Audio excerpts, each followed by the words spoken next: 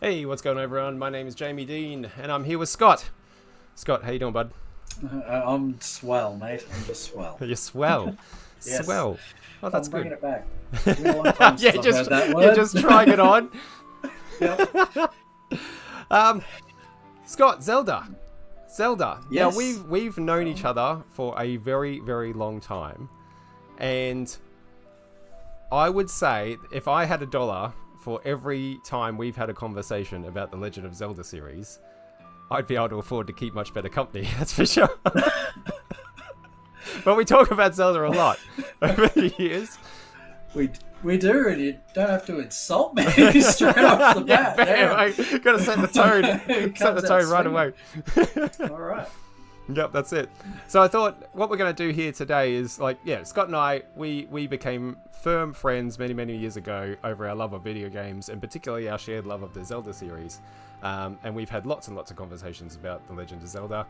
And so today we're basically just going to have the ultimate conversation about The Legend of Zelda and take a bit of a walk along memory lane and talk about the different entries in the series, what we thought of them, have we played them, have we not played them, would we recommend them, do they hold up, all that sort of jazz. And I'm sure we'll completely agree the whole way through with no arguments whatsoever, just like we always do. Hey, Scotty? All right, man. So, do you want to just jump straight into this thing, or what do you think? Yeah. Should we just Yeah. kick it off? Yes, I'm raring to go. All right, cool. So, out there, if you're watching, we'd love for you to get involved in this. If you want to put some comments down below, get involved in the discussion, tell us what you think of the titles, what your favorite Zelda picks are. I'd love to read all about them. Scott will love to disagree with them all because he's just that kind of contradictory person. Hey, Scott. Whoa. I'm throwing you whoa. right under the fucking How bus about here, they aren't just we? write in and say why you're wrong? No, Shorten it there's to not that. going to be a single wrong pick here.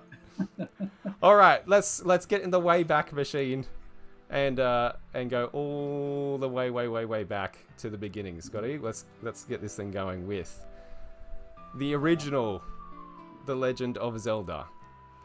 Now, quick thing, as we go through these, you'll see that the release dates, I'm using the Western release dates as we go through. This actually technically came out in 1986 in Japan. And that's the case, I think, for many of the earlier titles. Scott, you have a lot more knowledge on that than I do, but they tend to sync up much later on down the track. You know, it started becoming like a worldwide release schedule rather than a thing that came out in Japan and then got brought over, right? Yeah. And Now- I think that might be the US cover too. Is that because right? it's got Revision A at the bottom. Yeah, right. I think Now, revision B is us in PAL. Scotty, you were just a wee bairn when this came out. Like, you were a wee babe in arms. Yeah, pretty much. And I was only a Yeah. couple of years old myself when this one came along, so I'm going to assume that we both played this game retroactively much later after its release date. Is that right? Or did you play this in the original NES era? And unless I was like 4 months old and someone gave me a Nintendo controller and this game in the No. system, I Did you- have no idea. Did you Yeah. did you play this on NES? Like Yes, I did. during the NES's lifespan? No, Okay. not during its lifespan. No, me either. My first experience touching this Zelda came when I was in. It would have been primary school or high school. Oh wow, okay. Yeah, I I remember. Yeah, no, it would have been high school. And it certainly wasn't my first Zelda game. Probably not even my fifth. Wow, Imagine is that right? At Okay. that point, it might have been. Yeah, no. I think It's So probably you were a sixth Zelda, one I like played. a Zelda convert by the time you came across the original. I didn't come across this one until in my adulthood. I think Wow. I think the first time I played The Legend of Zelda, the original, might have been on the NES Mini when that got released. I feel like that might have been the first time. I could be wrong. I may have played it before then, but if I did play it before then, I don't remember it very well, obviously. Wow, that's really recent. It is pretty recent, isn't it, in the Yeah. grand scheme of things? Now, what do you make of it? Did you like it? Do you still like it? I was blown away by it Wow, okay. when I first played it. So my first Zelda game was A Link to the Past, which is the third entry in the Zelda series on Super Nintendo, and and after that, I think I had a go of Link's Awakening, Ocarina of Time, and even Zelda 2, The Adventures of Link. Okay. Before I even got to touch this one. Okay. And I wasn't sure what I was expecting, but I was blown away by how close to Link to the Past this one was. Yeah, right. Okay. I mean, graphically, it's pretty bones in comparison. Yeah. But gameplay-wise, it was a lot better than what I don't know what I was expecting, but I certainly did not expect such a vast game. With lots of different, so many different sort of elements to it, different items and stuff. I just really wasn't quite expecting such a, like they really hit it out of the park and made a masterpiece when they made this first Zelda. Yeah, it was certainly like when it wasn't, when we came, it wasn't really like anything else that had really come before it, was it? Like, was this? I'm trying to think. Would this have been? No. Surely open world games must have existed before this, but I think this must have been the first one that really perfected the formula. And I say perfected loosely for the time, you know? Like, I can't think of another game that kind of just lets you go anywhere you wanted and do whatever you wanted. You know what I mean? Can you think of anything else that would have... nothing I played at the time. No. Absolutely nothing I played at the time.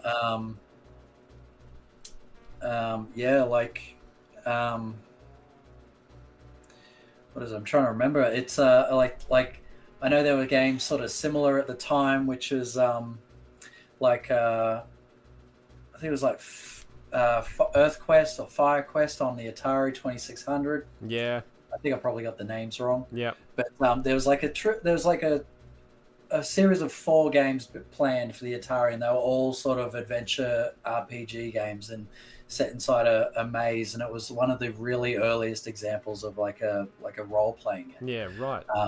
And a full-fledged sort of world you wander in and out of.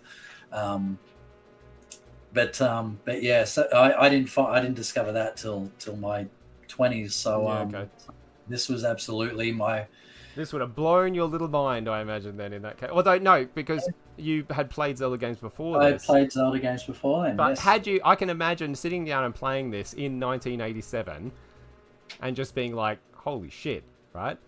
Because it was just so open. Yeah. So, like, going from things like Super Mario Brothers, where you're literally just scrolling right through levels, to something like this, right? Like, it's the polar opposite. Yeah, yeah. And I think it's interesting that, you know, this much more recently, Breath of the Wild came along and got lauded for sort of breaking the formula that is Legend of Zelda, when really all it did was go back to Zelda's roots in the, like, you know, there wasn't really, I wouldn't consider Breath of the Wild to be this revolutionary game. You know, it was so, like, the original Legends of Zelda was absolutely used as the basis for the inspiration behind Breath of the Wild. You know, it wasn't so much like this revolution as it was coming home to a certain extent, I thought. Yeah, well, I mean, they certainly made no bones about promoting how close to original Zelda Breath of the Wild was. That's it. And they brought back Lionels. Yeah, they did. Last time I saw a Lionel was in A Link to the Past, and this game. So wild. And there's a lot of all the enemies we consider to be iconic Zelda enemies have their roots in this very first installment, and they've just been carried through the whole way, Yeah. right? Like that's Yeah, wild. yeah, absolutely. Nice. Now, do you think it holds up? Would you recommend people play it today? I absolutely would. You absolutely would. I will say that on my first play of this thing, I was not a fan. No? No, I was not a fan of this at all. I think I like a bit of direction. Do you know what I mean? Like this was a couple of steps too far in the direction of we're not going to give you shit. Here's a sword. Go and figure out what to do for the whole rest of the game. You know, that was like I need a little bit more than that. So you know, I think again. I don't know that it holds up, especially now when open world gaming is like this huge thing, right? Like you can throw a rock anywhere and hit 10 open world games. And I think it's interesting to appreciate and respect The Legend of Zelda, but I couldn't hand on heart recommend people go back and actually play it now and expect to have a really good time. You know, I don't think you will. That's my own personal opinion. Maybe that's a really controversial one, but I don't think it holds up. That's totally fair. And it is the least handholding you're gonna get in any Zelda. Yeah. Oh yeah. It's you're just as you said, some old dude gives you a sword. Yep. Sends you packing. Just like off you go go out there to the world and just let it smash you in the face. The combat, and it smash you in your face. It does. This is a hard game. The combat is shit. Like it is, right? The combat is shit. All you can do is like face a direction and poke. Like that's the combat, right? Oh well, it's a little bit more nuanced than that. I was like, you gotta walk around your enemies and jab them in the butt. I don't know, man. It's rough. It's like I said, a relic of its time and one to be respected and appreciated. But playing it now, that's a rough experience, dude. That's rough. I will state that just so going into it, particularly in your case on an S Mini, is you've already been set back from the go with that. And the reason why, and I'll tell you the reason why, it's on the very picture of the cover right now. It says includes invaluable maps and strategic playing tips. True. So when this game came out, and I actually have a copy in the other room of this. Oh, you could have had props. Yeah, I know. I could have brought props. I'd have a whole stack right here. But yeah, I have it in the other room.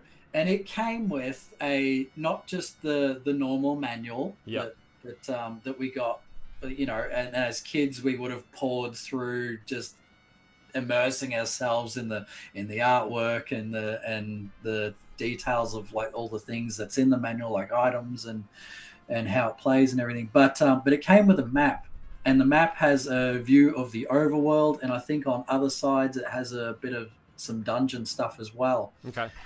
And that map gives you some important information and clues to certain things that are going on. So the idea is that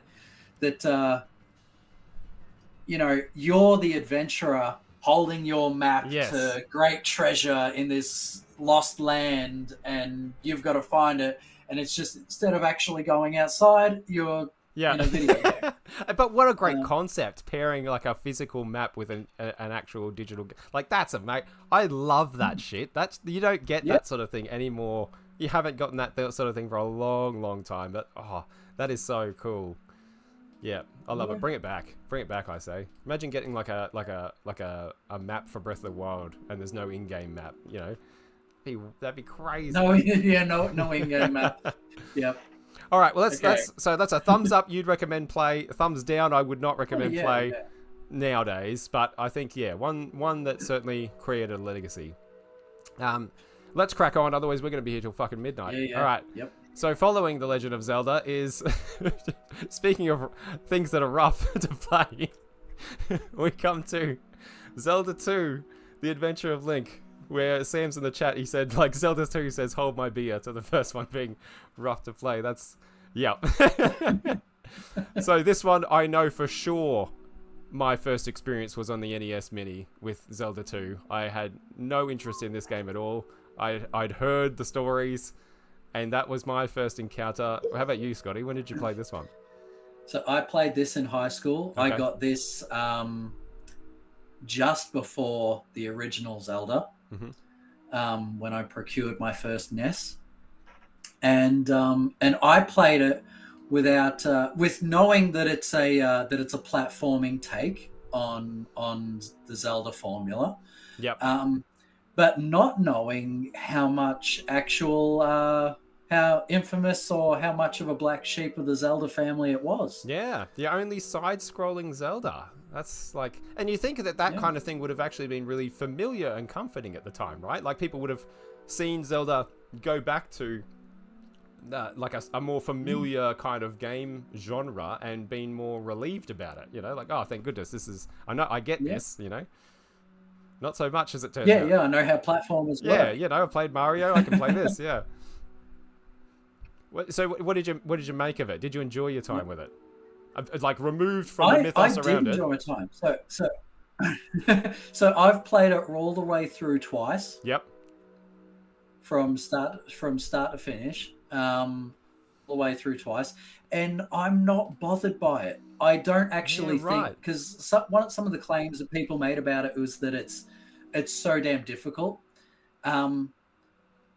It is difficult, but I didn't sort of see it in difficult that it couldn't be passed. I certainly found Breath of the Wild way more difficult than I found Zelda 2. Yeah, right. Zelda 2 does have a grind to it, though. Yeah. Like if something is too difficult, it's got experience, right? Yeah, you get experience points, and you got 3 things to level up: your attack, your hearts, and your magic. And and you've got them to level up, and they do take a while to level up. But yeah, I remember both times I played through it right away, I did spend a lot of time finding a particular forest where there was a lot of really crap one-hit enemies that gave you a lot of XP. Yeah. And I just go in that square, transition to the platforming, the long forest, grass. Yep. Long grass, kill them, and then walk out, go back, and just rinse and repeat, and then leave to heal up, and then go back, rinse and repeat. So it was definitely grindy, but it was still fun. It was less confusing to play for me anyway than the original Zelda. It definitely, yes, I give it that for sure. Yep. Now, something I just thought of, like we should get you to rate these. So what would you give? Oh Jesus! What would you give the OG Zelda out of 10 now? Oh shit, man, that's harsh. That's I know. That's harsh. Just throw that straight to you. Just a rough ballpark. Oh, I'd give it an 8. Okay, all right. And what about this one? How does this one? I love it, and I have nothing but good. And what about this one? How does this one stack up against it? Do you like this more or less than the original Zelda? I don't. I have a soft spot for Zelda 2. Yep.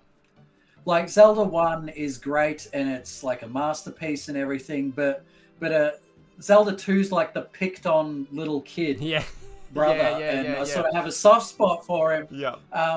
So yeah, I don't think it's that bad. I wonder. Yeah, I'd give it like a 6 or a 7. I wonder if Zelda 2 would actually stand up to the test of time better than the original Zelda. I haven't played it enough to know. You know, again, I had a quick try. It wasn't for me.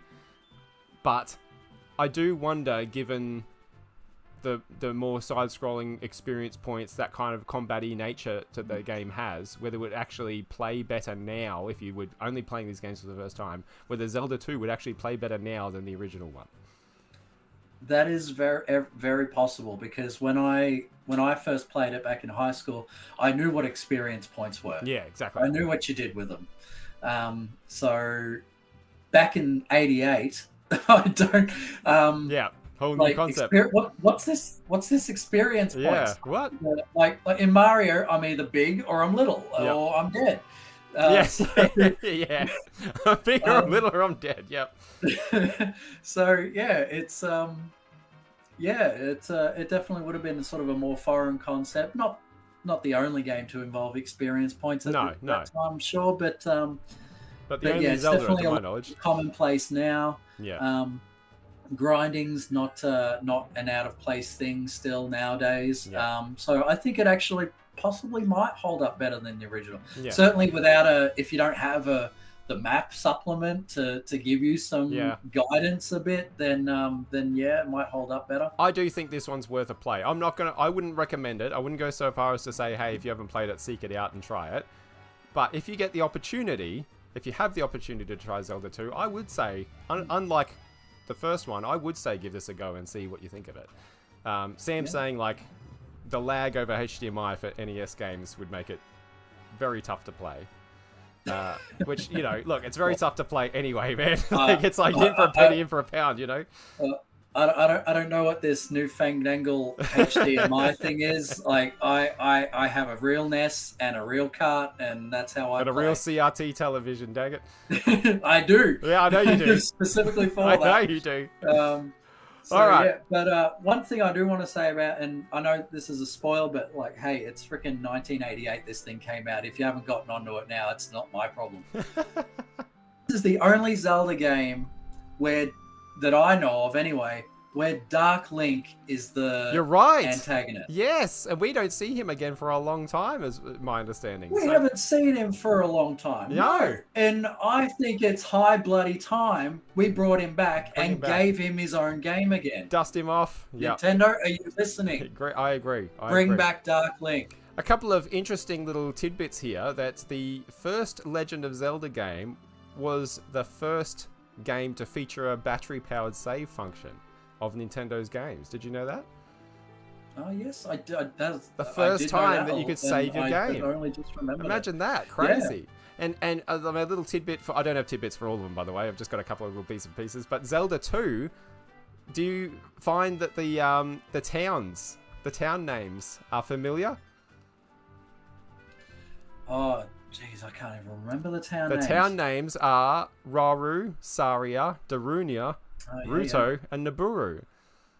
The five of the sages from Ocarina were taken from the town names of this, and retroactively, like it's one of those paradoxes where Ocarina was made later, and obviously took the names of the towns to use as the sages, but the towns in Zelda 2 are named after the sages in the lore of Zelda. So it's like one of those weird circular paradoxes. But I thought that was very interesting.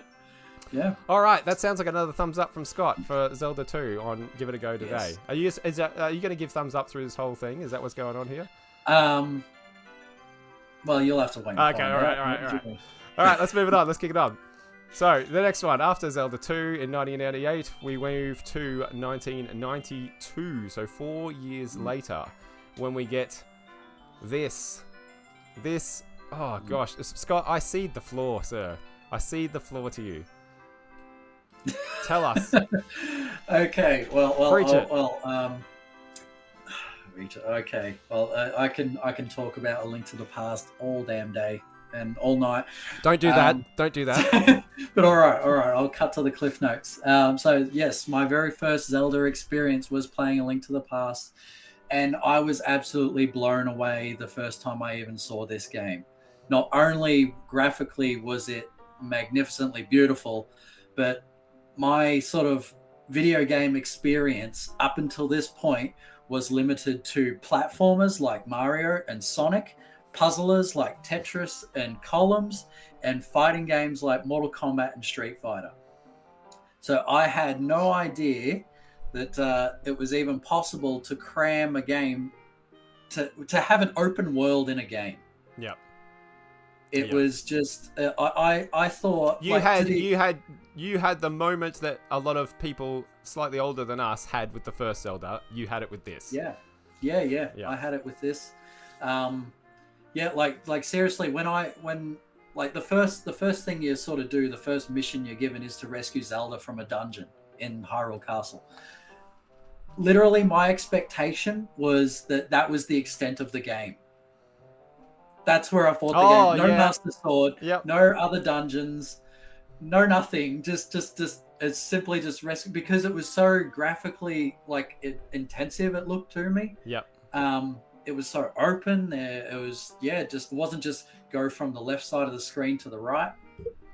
Yeah, it was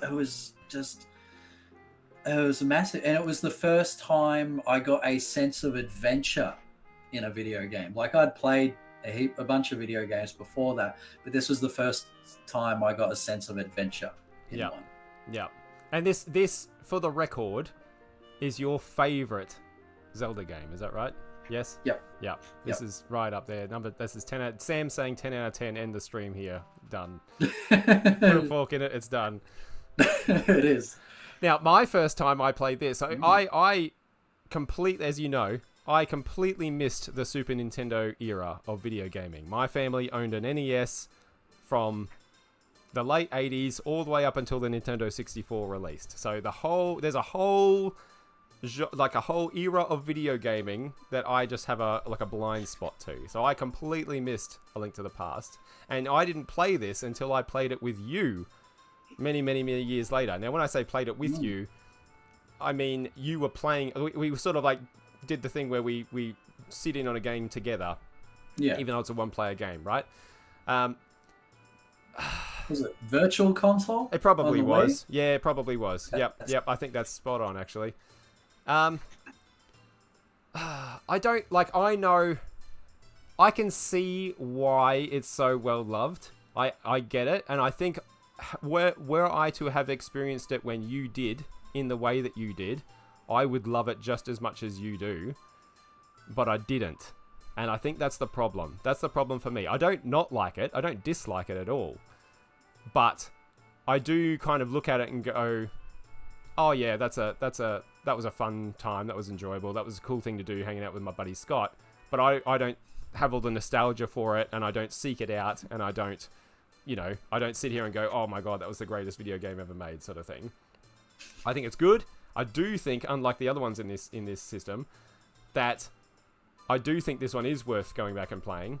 But I think we'll talk about why I had this reaction to it in a few entries' time. But there is a reason why I reacted this way, not just to A Link to the Past, but to many Zelda games that I experienced during my Zelda journey, we'll call it.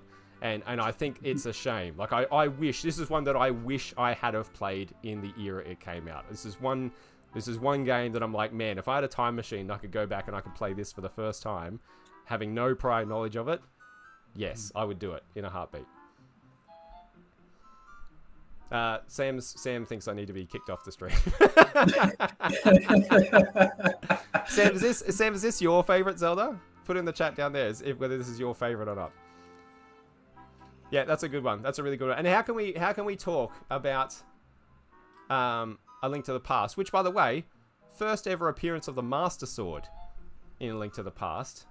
So, and there's not just that, but I think Link to the Past kind of set the blueprint for what a Zelda game would be for a long time, for decades, really. Like, this is kind of like the atypical Zelda experience that every game in its footsteps would try and, I don't know, mimic to some degree or another, right? Like, would you think that's accurate? This is kind of the template. Oh, I think that's absolutely correct. In terms of like, every 2D Zelda, yep, has its roots firmly in and I think a lot of 3D Zeldas too, just in the pattern of you know, you're a kid who sets out on an adventure. You do a set amount of dungeons, you recover items in those dungeons that help you with those dungeons. There's some kind of, like, sometimes an alternative world of some sort that you get to explore, and then you fight the big bad guy at the end. That's Zelda, and that started here, really, with A Link to the Past. Like, and that formula hasn't really changed at all, right? Yeah, no, it's shifted a little bit, wibbled and wobbled, but the template itself is there, really, at the root of pretty much every Zelda game. Worked real well for a bloody long time. Yeah, that's right. Now, Scott, how can we talk about A Link to the Past without talking about its famous Japanese commercial, which you haven't seen? So I am so happy to show this to you, right? So this is the Japanese commercial for The Legend of Zelda: A Link to the Past. Now, I am amazed that you have not seen this. Yeah, look at it, Scotty. How would you not buy this game after this? Look. What am I looking at? Look at it. You're looking at Zelda. Everything that is Zelda is right here. Look. Scott. What the? When you told me it's your favorite Zelda game, I was convinced you'd seen this, and that was why. Absolutely but not. This is your first. This is legit your first time viewing this. This is yeah. Oh my! What the? Look at that spin attack. You see that spin attack?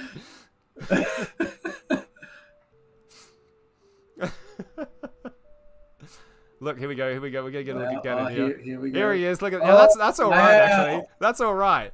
For an ad, we're going to dance him to death, though. Look at this. It's like Star-Lord and fucking... and fucking I'm distracting you, bro. Dance off. Like, wow. Oh, my... Well, I have to say, do you love it more or less now? For 92. I don't know how I feel about that. Will you ever be the same? No. I'm simultaneously appalled at it, but man, do I want that Ganon costume for Halloween. yeah, right. So A Link to the Past, basically the what would you call it? The ancestor of Zelda, the great-grandfather of Zelda as we know it, I think, and a very important game. It gets a thumbs up from me to play today just for the historic interest of seeing where it all began, I think, in terms of what you are familiar with as Zelda. It gets obviously 2 thumbs up from Scott. Sam gives a bonus couple of thumbs up. Why not? Get him in here. Like, good stuff all around for A Link to the Past. I think it's just a case of I wish I had have played it in its heyday. I really do. I regret not having done it. I wish I had the attachment to it that you guys clearly do. But now we move on past A Link to the Past in 92. Now we move on to Link's Awakening in 93 on the Game Boy. Now, I used to own this game, funnily enough, right? I owned a copy of this. It was my second Zelda game ever, Link's Awakening. And I did not think much of it, Scott, in the day that I played it. I did not like this at all. And the reason I didn't like it at all is because it was my second Zelda experience. And it was being very unfavorably compared to my first Zelda experience. And that did not do this game any justice or favors at all. In fact, I kind of felt like we did a list recently, a top 10 about our top 10 disappointments. Our top 10 video game letdowns. This was on my short list. Not because it's a bad game at all, but just because I remember the disappointment of playing this and it not being the experience I was expecting to have based on the experience I had elsewhere, right? Yep. But by all accounts, this is a fantastic fucking game, and I want to replay it. I'm going to replay it. In fact, I'm looking at picking up the Switch remake to go back, because this is apparently one of the most well-loved Zelda games in the entire franchise, but also one of the most well-loved stories in the entire franchise. What do you think of this one? And did you play it in its heyday? So I didn't play it in its heyday. I didn't have a Chunky Boy or original Game Boy. It was a Game Boy Advance SP that I played this on, or tried to. Oh. Another banger, Sam says. Right. Yeah, you're not wrong, man, apparently. So I used to have a copy of this. I wish I still had it. So I had Link's Awakening DX, which was a re-release that was compatible with Game Boy Color. Nice. You could play it on an original Game Boy or a Game Boy Pocket, as I had at the time as well, or a Game Boy Color. And there was a bonus dungeon added to it that you could only play through if you had the Game Boy Color. I should air quote only play through if you had the Game Boy Color. The barrier to that is actually kind of amusing. There's a secret dungeon, and there was 2 skeletons at the door. One in the Game Boy Color version, one is colored red and one is colored blue. And they ask you, what color is the other? And you just have to answer. And if you could have just simply answered in the Game Boy original without knowing what color. They just took a punt and Yeah. let you in. Um, but yeah, and it also added like a camera feature where a character would take photos of you at certain points throughout the story. But yeah, I played Link's Awakening DX, and it is it's a sequel to Link to the Past, following the same Link from that game. Which I didn't know until like literally just the other week when you told me that. I had Yeah, no well, I idea mentioned it. that this was a sequel to A Link to the Past. Yeah, it just in the sense that it follows the Link from A Link to the Past. It's a totally different land. Yep. It was a really it's a beautiful game. It's really a beautiful game. It's I can't wait to play it. Like, this is one that I'm really excited to play, actually. Like, I'm sitting here like, think you fucking idiot, young Jamie. Like, you didn't know shit. you were such a moron. Well, let's not be too harsh on young Jamie. That it did have a bloody tough act to follow from that first experience of yours. It did. But I do, story-wise, I love this game, and it's a self-contained story. So you don't need to have played A Link to the Past to enjoy this game. Which is good. There's nothing there's not really much at all in reference to A Link to the Past at all. It's just, since you didn't know that it was the same Link, you could have blissfully gone on without that knowledge and still experienced it in its entirety. Yeah. And it did some weird shit too, didn't it? Like, it was like Sam was bringing up some good points in the chat that like had a bunch of Mario crap in there. There was like chomps. Mario himself was in the game at some point, I think. Yeah. It had piranha plants in there, I'm pretty sure. Somewhere. It sort of like really leaned into. I don't know if this was the intention, but given the story, it really sort of leaned into that kind of dreamlike quality of the world and the place that you were in. I think those sorts of weird, like there was a couple of little side-scrolling parts, if I remember rightly.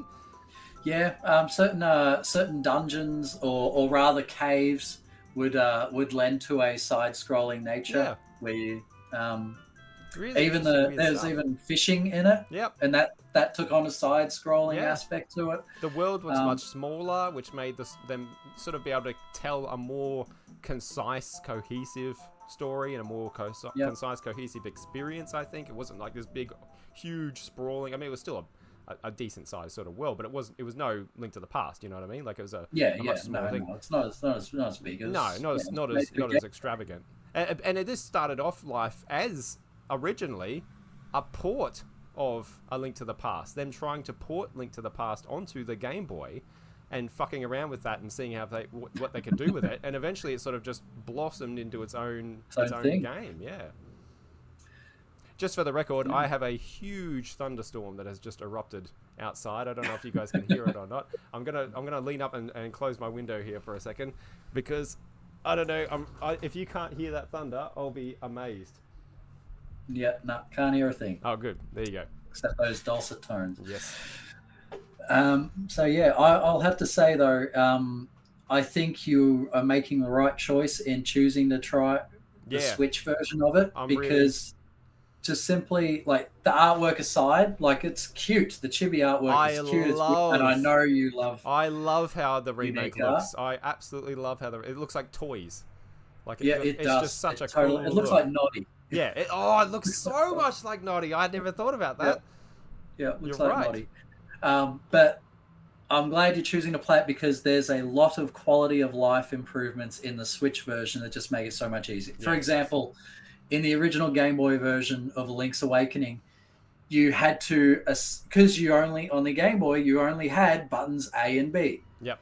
No shoulder buttons, no 4 face buttons. Nothing. There was start, select, A and B. So and considering the fact that, Link carries a sword, a shield, and multiple items, they made it so you had to assign items, including your sword and shield, to those buttons. Yeah. So you couldn't have your sword and shield and something else as well. You could only ever have 2 things at once. And they fixed that with the Switch version, because there's more buttons on the controller. So you have your sword and shield out all the time, and you just get to swap with the other ones. Yep. And that makes it so much nicer. I played it before the Switch version. I actually played it less than a year away. Wow. I bought it on my 3DS because I wanted that handheld experience. Yep. And I got it for cheap, like $5. Yep, nice. And had my little trip down memory lane. And then after that, I was ready for the Switch version. Which, by the way, $5 is probably what idiot young Jamie sold this for when he had his play experience and was disappointed and then quickly got rid of that. And now, again, you know, like, you idiot. Oh, man. Yep. All right, so it sounds like another hearty thumbs up from you, but you would recommend the Switch remake. I'd recommend the Switch entry. Yep. As I do still play this old one, because, you know, I play everything. But for someone who's never touched it before, highly recommend Switch version. Yep. Yep. And again, I'm really looking forward to it. Like, anything that's a bit quirky and a bit weird, I'm a little bit of a sucker for. Anything that's a bit different. And this one, I think, is one of the more different entries in the series. We'll get to another one soon. But yeah, I think I'm really sort of keen on this one. I'm looking forward to trying it out. I'll have to let you know what I think. All right, moving on. So 1993 with Link's Awakening, we come to all the way forward in 1998. So this is 5 years later. We get the granddaddy, Big Mama Bear. Not much difference really between Link's Awakening and this. Scott, holy moly. Now, I find it really difficult. This was my first experience with Zelda. In fact, I'd never heard of Zelda before I played this. And I find it really difficult to kind of describe to people, and this is kind of a bit of a worrying fact, really, Scott, for you and I, is that there will very likely be people potentially watching this video who not only didn't play Ocarina of Time during the 64 era, but weren't even born when Ocarina of Time was released, right? And so it can be very difficult to convey, if you weren't there for it, just how batshit revolutionary this game was to not just Zelda, but gaming, like to video games, full stop. This is the most critically acclaimed video game of all time. It is widely regarded as the greatest video game ever made. Whether those things are still true now is debatable, but certainly they were a lot less debatable when this thing came out, because this thing, like Ocarina of Time, changed everything. Everything. When did you first play? Like, do you remember your first play of Ocarina, and how did that go down? Yeah, I remember it. I was there back in the day. Yes. So yes, I was. I had this bad boy on release. Yeah. Okay. Actually, I had this bad boy on release, and again, like, I had actually a similar experience with this one, like I had with A Link to the Past. See, with A Link to the Past, when I first played it, I couldn't believe an open world video game existed. I couldn't comprehend one that was 3D. No. And so this thing absolutely blew my mind. Again, the second Zelda in my life that blew my mind. And it was to say it was. I love this last line in magical. The trailer. You ready? Or whilst thou suck. But yeah, it was magic, and it still is magic, and if you need any evidence to that, every freaking Zelda game ever since then is still trying to live up to this thing. It really is. Yep. Like, I still have my gold Legend. There it is, right there. My Ocarina of Time, my original Ocarina of Time gold cartridge from all the way back when I was a wee lad. Holy shit! Yeah, this is it's like I said, it's crazy to think about what this did for the gaming genre. Like there's so many things that this game invented that we now just kind of take for granted as being part of video games, right? This, by the way, this thunderstorm outside is going absolutely apeshit. So if the stream suddenly dies and disconnects, someone send a fire engine or something like a police ambulance, like send them all, send emergency services because it's really coming down. Holy crap! Holy crap! I think I actually just saw the flash in your room. Can you see the flash of the lightning in the room or off my glasses? It's nuts.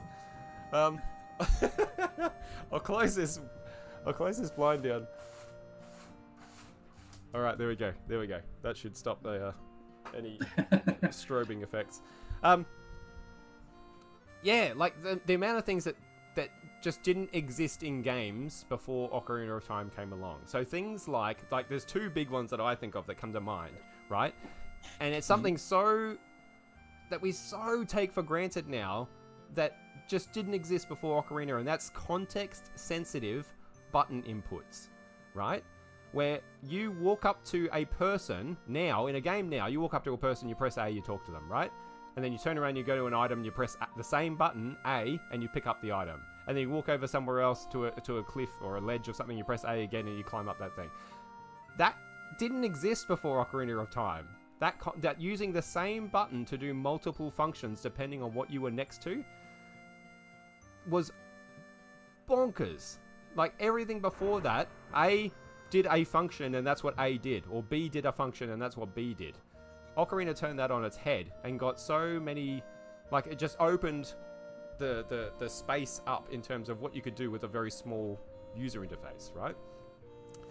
Things like the other major one that's in every fucking action game on the planet now is Z targeting. That didn't exist before Ocarina of Time. The ability to lock onto your enemy in a 3D space and strafe around them while the camera stayed connected to the character that you were locked onto, thus making combat exponentially more viable in a three-dimensional space. That came from Ocarina of Time.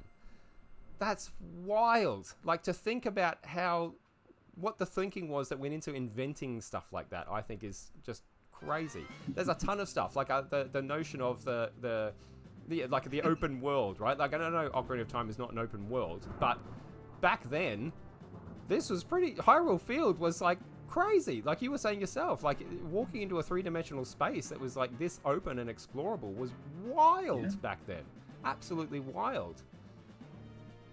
I've got so many good memories of Ocarina of Time. I really do. I absolutely love this game, and this is, even though the story of Ocarina of Time is a fairly trite by the numbers story, right? When you really look at it on paper, this, I think, is the best story in the entire franchise because of the subtexts of what's going on around the story. The themes that it's exploring about coming of age, growing up, things changing, life changing, letting go of childhood, nostalgia, looking back, all those sorts of themes, they mean one thing to you when you're playing this game at 12 years old, and they mean an entirely different thing to you now as an adult when you go back and play this game and look at all of those themes from a completely different perspective, from adult Link's perspective, right? When you played this game, you were young Link, and you were going through your own coming of age story, right? And that's why it resonated so much with me. And it still resonates with me now as adult Link, right? As looking back at a childhood that's been lost, that's gone, and it's not coming back, and you have to time just keeps moving forward, right? Even though you wish you could go back, there were things you wish you could do if you went back, but you can't, and so you need to keep moving forward because that's what time does. It's a phenomenal storyline for a game, I think, that just it doesn't go out of vogue. Do you know what I mean? Like it stays relevant and it stays poignant. I'm talking a lot, Scott. Go. I know you like this one as well. No, I agree with everything you just said, and I don't know. Feel like there's also something to be said about how horrible things went in your absence between in those Yeah. 7 years Yep. from young Link to adult Link. Absolutely. Like like young Link, just hit the shan big time Oh when you yeah. became when you became adult Link, Yeah. and you're sort of like trying to pick up the pieces of a land that's forgot itself. Yep. I love how And in childhood everything kind of feels safe. Like there's scary things and yeah, there's intimidating things, but overall but they're not imminent. they're not imminent. Like the world feels like a wondrous place to explore, and then you become an adult and suddenly it's this terrifying fucking place, full of danger and full of misery, and yeah, it's just the themes It's are real great. life. Yeah, exactly. It's real life. The world's in front of you as a kid, and you're untouchable, and you got your whole life ahead of you, and then life just beats you down when as soon as you hit adulthood. And then you hit the water temple. When you hit water temple. Welcome to adulthood, boy. Pretty much. Get them iron boots on. Yep. But there's not enough that can be said about Ocarina. This is an experience. Like if you play it now, I definitely recommend playing the 3DS version, the remake of it. They did a lot of really good. It's a really lovely graphical overhaul of the game, while still retaining the soul of the original. But man, I wonder whether. And I know I'm talking from a nostalgic standpoint, that I kind of wonder whether the remake loses a little bit of the vibe of the original, with you know those like painted backgrounds, for example, that they used to have in Castletown and of the Temple of Time, where it was just a static 2D painted image. That have now in the 3DS remake been replaced by 3D colorful sprites and not sprites, but like polygonal renders. And that kind of takes a little bit away from the vibe for me, just a little bit. A little bit. For me, I think the 3DS remake, it was. I think the thing that I sort of noticed most is it felt brighter. It does very much. Whereas so. On the 64, Ocarina felt gloomy, and that was the story it was telling. Yes. Like it was the colors weren't as vibrant. No, they were when you were a kid. And...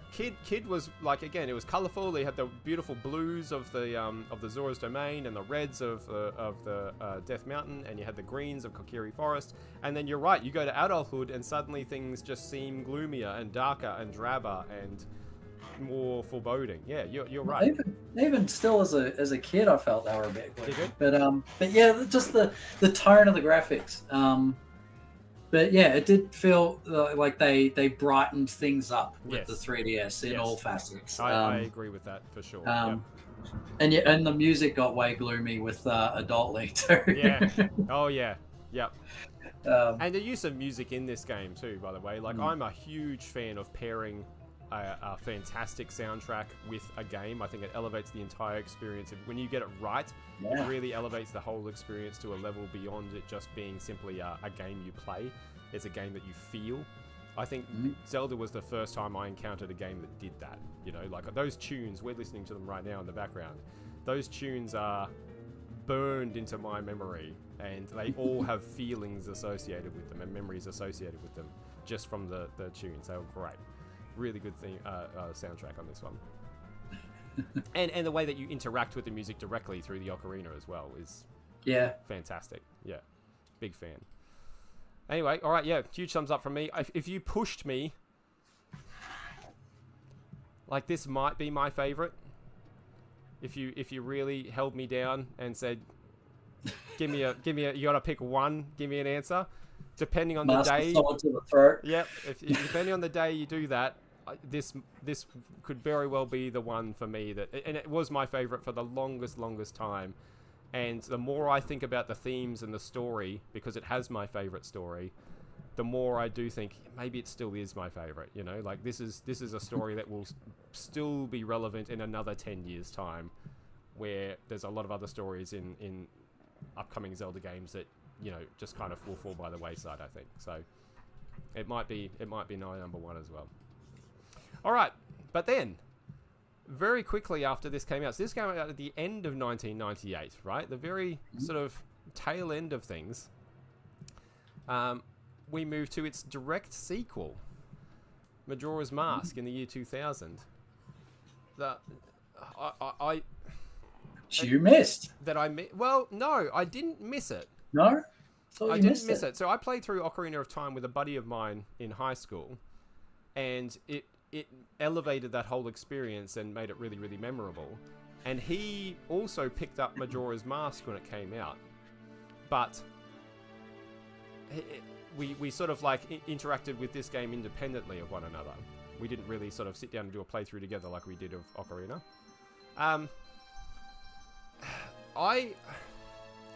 For worse, right?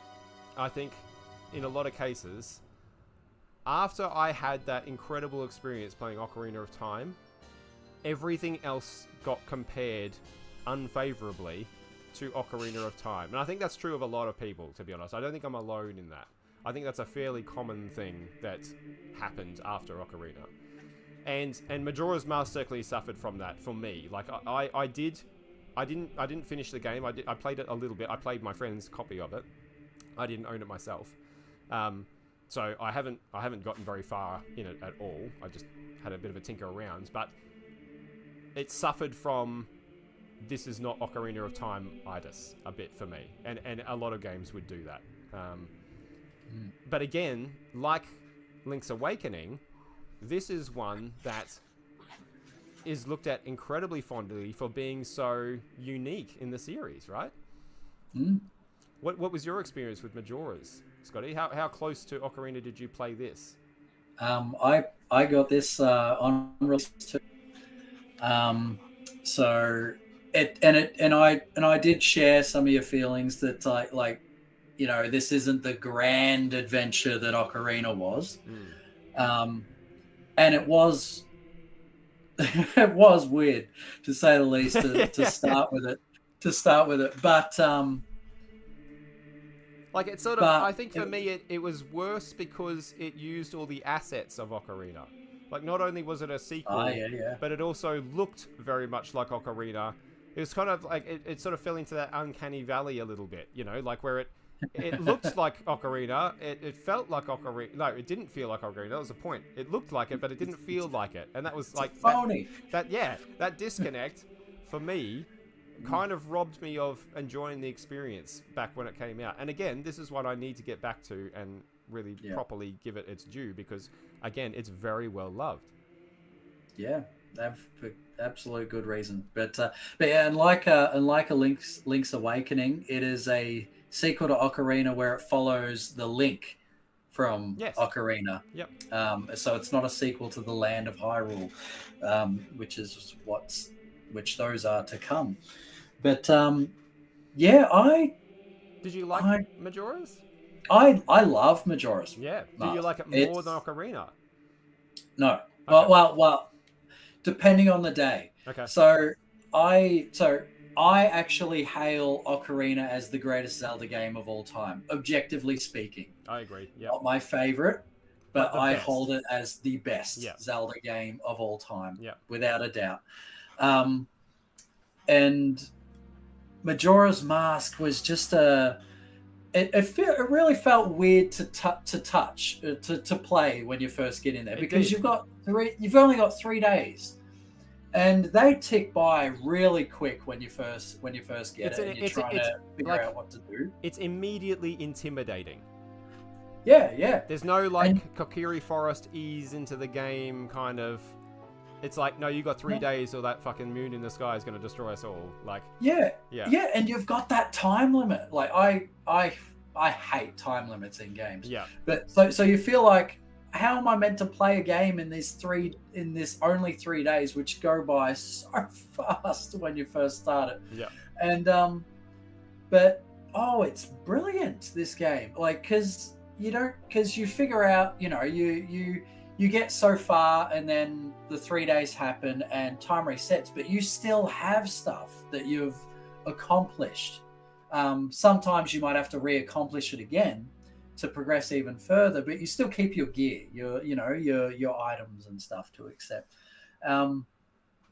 It's almost like I a roguelike. absolutely, Like a yeah, roguelike in a kind little of in way, that isn't it? aspect. Yeah.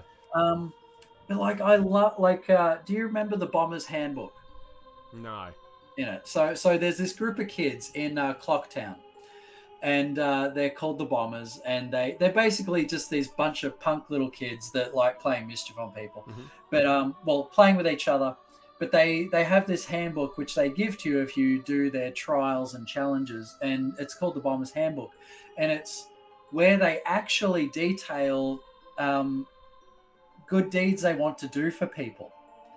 And you meet so many people across the land of Tamina.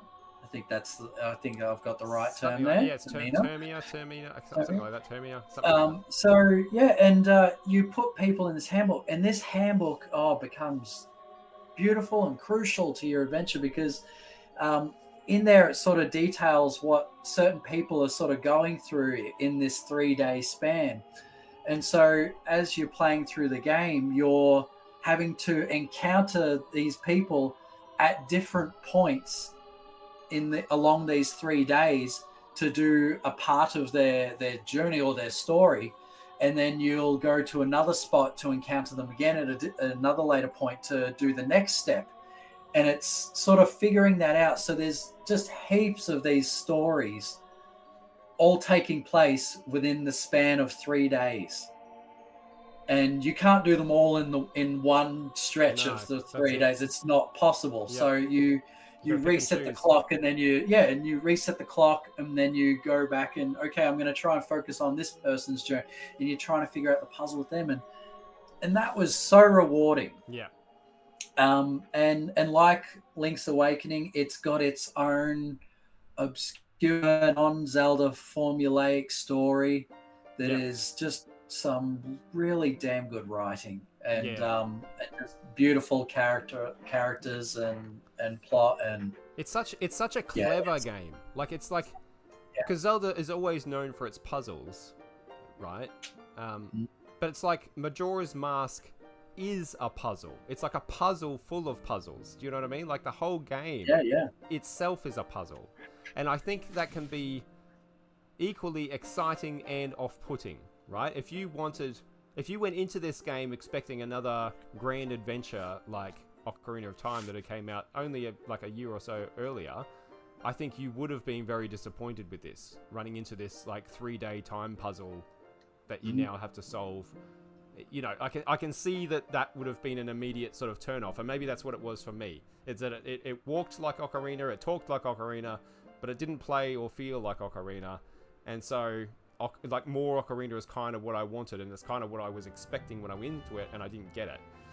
Now I can see in hindsight, again with distance, that it's an incredibly unique experience in terms of this franchise and just games in general. Almost like Dom's bringing up Minute, which is another one that does a very similar sort of thing as a modern take on this kind of formula.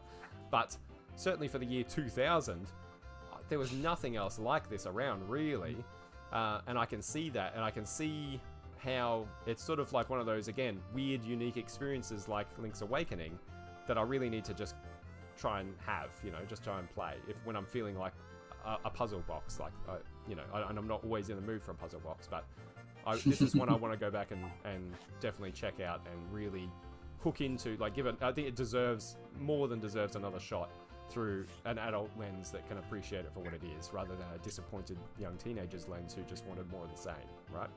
Yeah.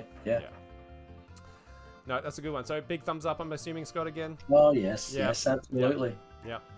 Very good. All right, so moving on from Majora's Mask. It was made in a year, by the way, this game. 1 year. This whole game was made in 1 year. This was Eiji Aonuma's first Zelda game. His first game as director. And so he has maintained that position of director of the franchise ever since for the mainline games.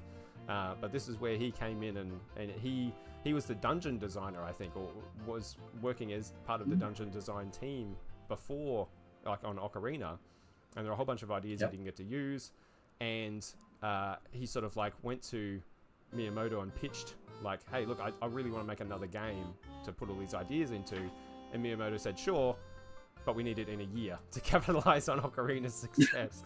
And the fact that they shit this out in a year and it's now one of like the icons of the franchise in 12 months, that's crazy. That is fucking batshit crazy. Yeah. Like to think about. That's wild. Yeah, nuts. Makes you think about the some of the AAA releases that came out that like 7 years in production and they're still to shit out like Diablo 4 or something like that. Then you can like crack out like an absolute classic like Majora's Mask in 12 months. Like, yeah, it certainly puts things into fucking perspective. That's for sure. Yep. All right, so we move on from the year 2000 now, and we move ahead to 2001, where we get Oracle of Seasons / Oracle of Ages on the Game Boy Color. Now, these are entries I missed completely. I didn't play these at all. I didn't own a Game Boy Color. I didn't own a Game Boy. But you did, Scott, and you have played, which one? Seasons. So I can't really comment on those, but I do know that these were developed by Capcom, or a subsidiary of Capcom, which is a company named Flagship, which is the first time that Nintendo let anybody else touch the Zelda franchise. How do you think it went, Scotty? I'm just going to reopen my window because I'm fucking dying in here. Yeah, I own Seasons, and I wish I owned Oracle of Ages. One was sort of like the puzzle game, and one was the combat game, right? If I remember right. I don't know. See, I viewed them both as puzzle games because I think Seasons... they had the same similar shtick. Oh, right, okay. Where like, because with Seasons, like, so one of the I guess you could say the gimmick of Seasons was that you'd go through this land and you could change the seasons, and depending on what season you were in, would open up or close certain areas of the map to progression. So you'd come to a plot spot in winter and it's frozen over. There's like you can't traverse over some of the ice, or it's just so snowed in that you can't progress, and then you go to summer in that same spot and the ice is thawed, and oh look, there's a path that you didn't know was there. And that's clever. That's really clever. Yes, yeah, and Ages was, to my understanding, Ages was a similar thing, that depending on whether you're in I think might have been only 2 ages. I don't know if there was a past, present, and future, or just present and past, or present and future. But yeah, there's different time periods, did different opened up paths or closed them. But one thing of interest to note, and it's the only Zelda, I sort of liken these two to the Pokemon of Zeldas. Yeah, really. Because they both came out together. Yep. You needed both to have the full complete experience, or to catch them all. Yeah. At least in this case, they were 2 completely different games and 2 completely different stories, and not just a fucking cash grab with a couple of different monsters in them, right? These are totally different games. They to an extent, they were different, but they also had so when I beat Seasons, Oracle of Seasons, it actually gave me a code. Oh, and interesting. I was to input that code into, so when you started a game in Ages, yep, it gives you the option of inputting a code from Seasons. If you put the end game code in, I think you got 1 or 2 of the items from Seasons into Ages. Okay, I see. And it would unlock the secret ending to both of them. Right. So same if you beat Ages, you got a code, you entered it into Seasons, and then when you played through Seasons, because you had Ages code added into it, you got extra stuff, and you got to see the secret ending, which is the ending to both of them. So they are connected story, like they seem to be separate, but there was a connected ending to them both. Yep. Dominic's in the chat just reminding me that the Nintendo let Philips have a crack at Zelda, and Dom, we don't talk about that, Dom. We don't talk about that. Just we leave that alone. Doesn't exist. Continue, Scott.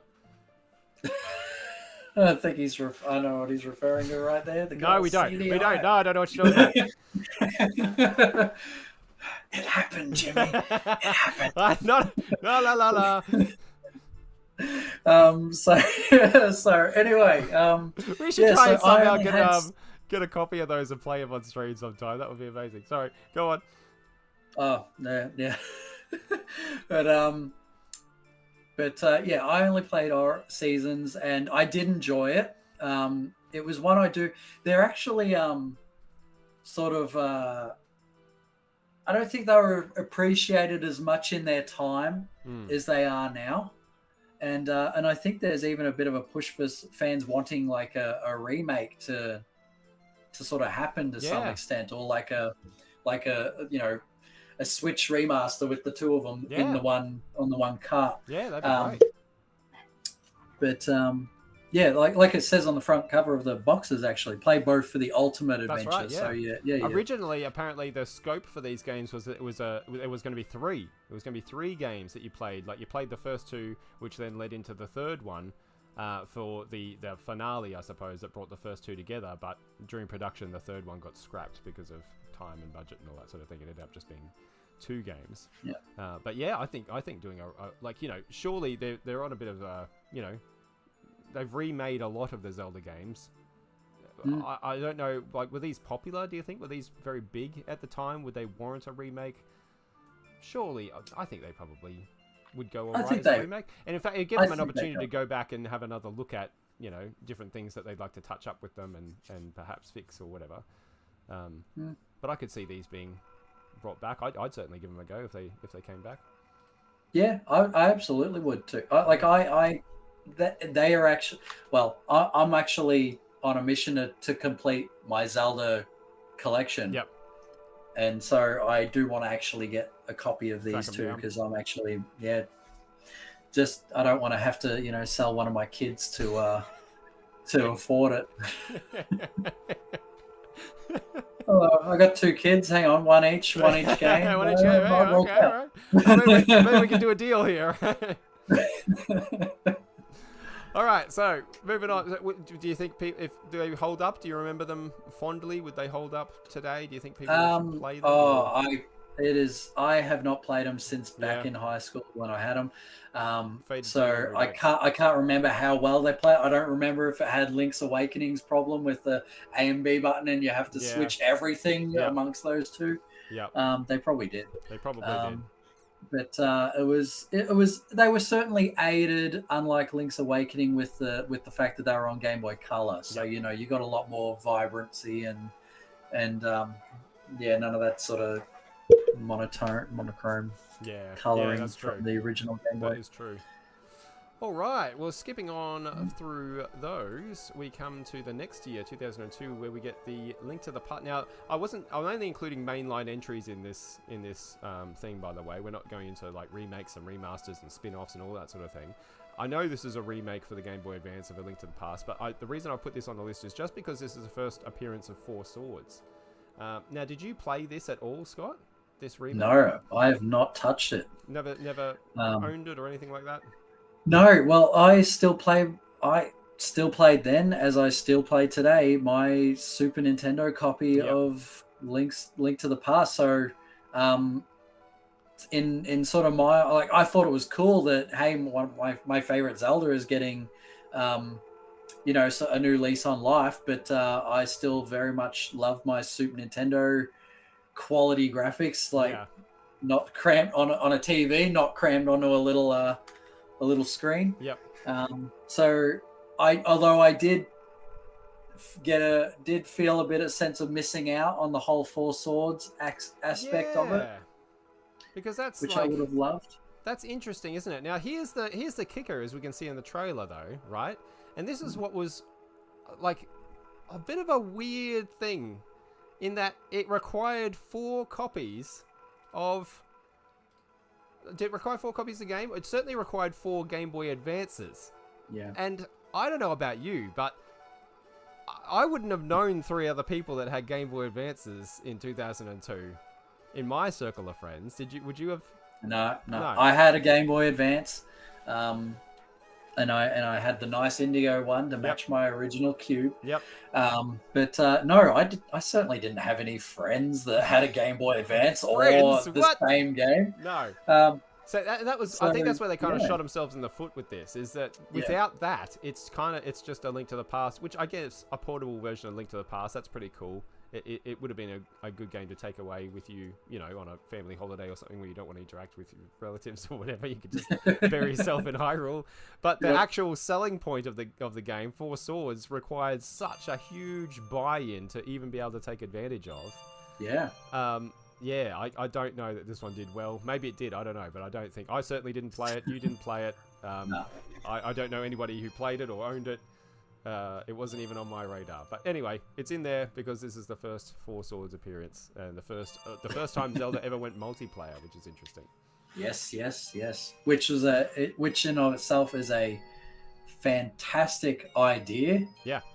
Like that. It is. It's great. To make such a obviously single player game into a multiplayer aspect even with the cute little different colored links. Yeah. But to do it in such an inaccessible fashion. Yeah.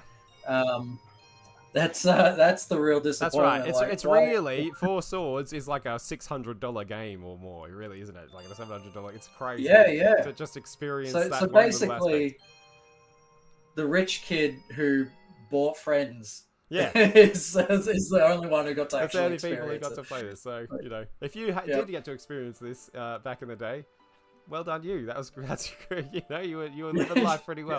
Did it live up to it? Yeah, it wasn't worth the $600 investment.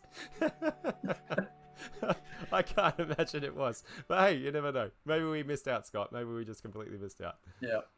All right. Maybe that should be on top of the list. Yeah. So 2002, we leave Four Swords and A Link to the Past behind, and we skip ahead now to the same year, where we get a very interesting game in the series.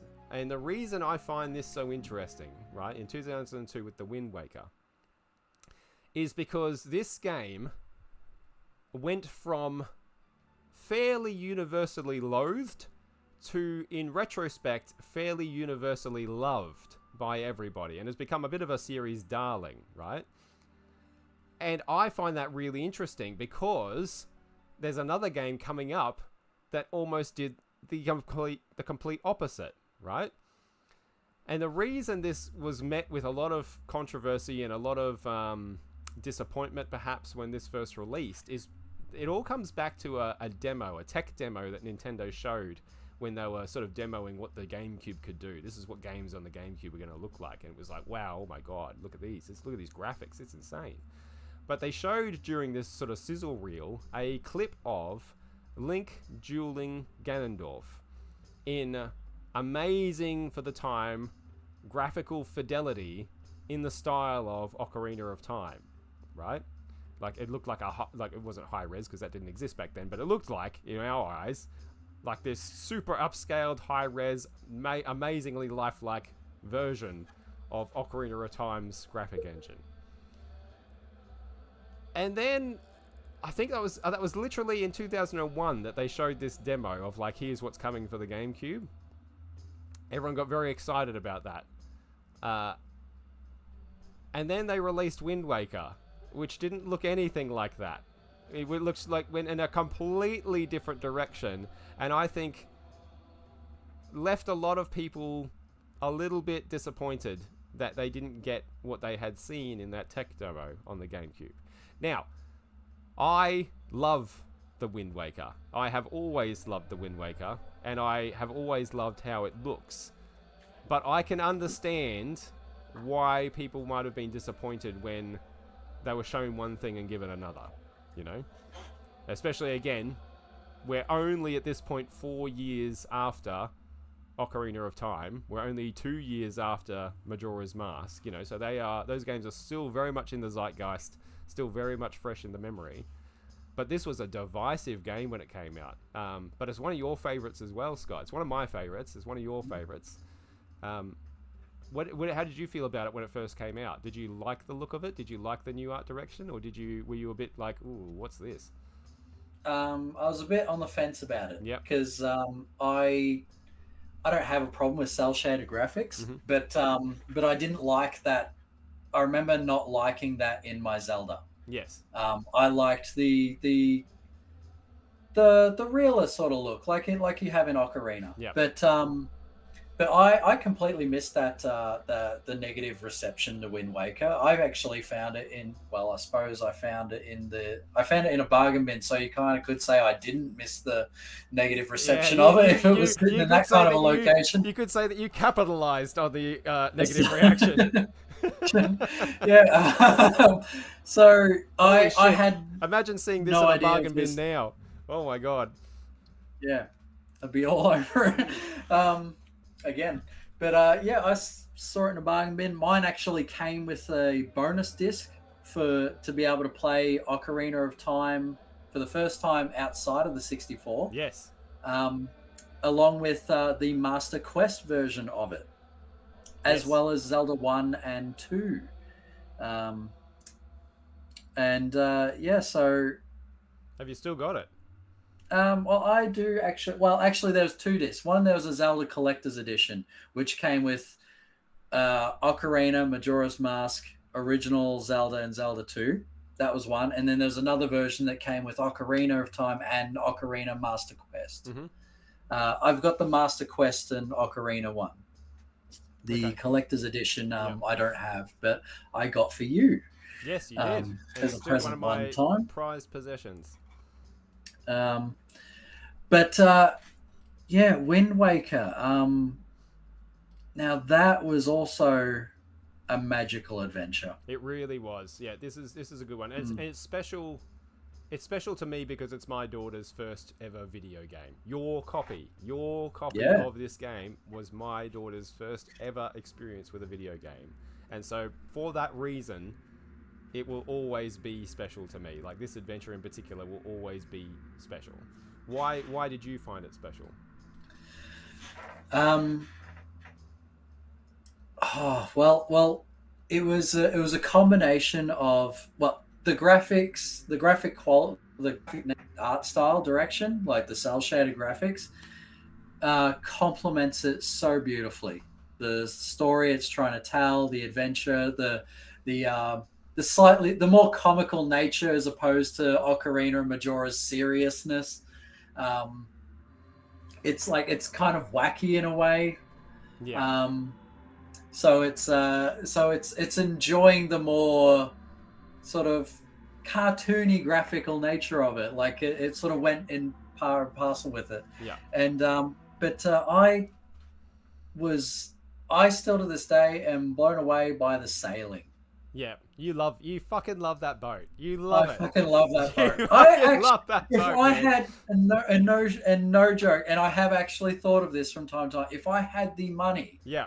and time, You're a boat boy. I would make that boat. Yep. And you just fuck off and we'd never see you again. I'd put it in the ocean. You'd get your little green tunic on and away you go. I would. And I would look like that. You'd sadly sit there waving goodbye to me on the shore and we'd never see you again. And I only just seen it today, but I do that dance that Link to the Past that guy was doing. Now look at this shit right now, right? Dom's in the chat saying that this is the equivalent of Fallout 76. Now I assume he's meaning a game that came out and was not very well received, that then became well received with time. Dom, if you ever fucking compare the Wind Waker with that piece of shit Fallout 76 again, I'm gonna ban you from this chat indefinitely. That is ridiculous, and it offends me to my core that you would do such a thing. I feel like I'm gonna be sick. No, this is a gem. Now I think, in hindsight, I can see. Like, there's some problems. It's not a flawless game. It's not a perfect game. The dungeons are not the best entries in the series. They are very straightforward and simple, which I personally don't mind. I know a lot of people don't like that about these dungeons. I don't mind them. I was just actually having a chat with Nala, my daughter, about this very topic recently, how I would much rather a sequence of puzzle rooms that you need to figure out moving from room to room to room than a sprawling labyrinth that you get lost in that is really kind of just designed to waste your time. I hate those styles of dungeons personally. So I don't mind the dungeons in Wind Waker, but I understand that is a criticism that the game gets. My problem with Wind Waker, my biggest problem, and it's not so much a problem as I think it's the Great Sea, and I think it's a product of, like, you could see what they were trying to do, and they just didn't have the tech or the means to do it at the time when this game came out. Like, it's like they were trying to make Breath of the Wild in 2002 to some extent here with Wind Waker, and it just didn't quite pan out that way. There's like the Great Sea. It's kind of a bit of a desert. There's a lot of open expanse. You spend a lot of time sailing, which in your case, if you fucking love sailing, happy days. But, you know, there's not a whole lot to find. A lot of the islands don't have anything terribly interesting on them. There's a lot of, like, those reef battles that are just kind of repetitive and I find fairly boring. Getting around can be a little bit of a chore as you cruise around. Apparently they fixed that a little to some extent in the HD version where they give you the fast sail. I said recently on our top 10 series that we'd like to see resurrected, like, the Wind Waker was on my list, because I would love to see Nintendo do a Wind Waker 2 in a post Breath of the Wild Tears of the Kingdom world. Like now that they've made those games and they've conquered open world games and they know what they're doing, I'd love to see them take another run at Wind Waker. I think that would be, they could actually make the game that they were trying to make with this one. They could do such an amazing job of that now, I think. You disagree, Scott? And we've had arguments about this. So yes, I know you disagree. We've had our talks, yeah. No, I can't say it. I do disagree. You do. I love. Let me have it, Scotty. I love that.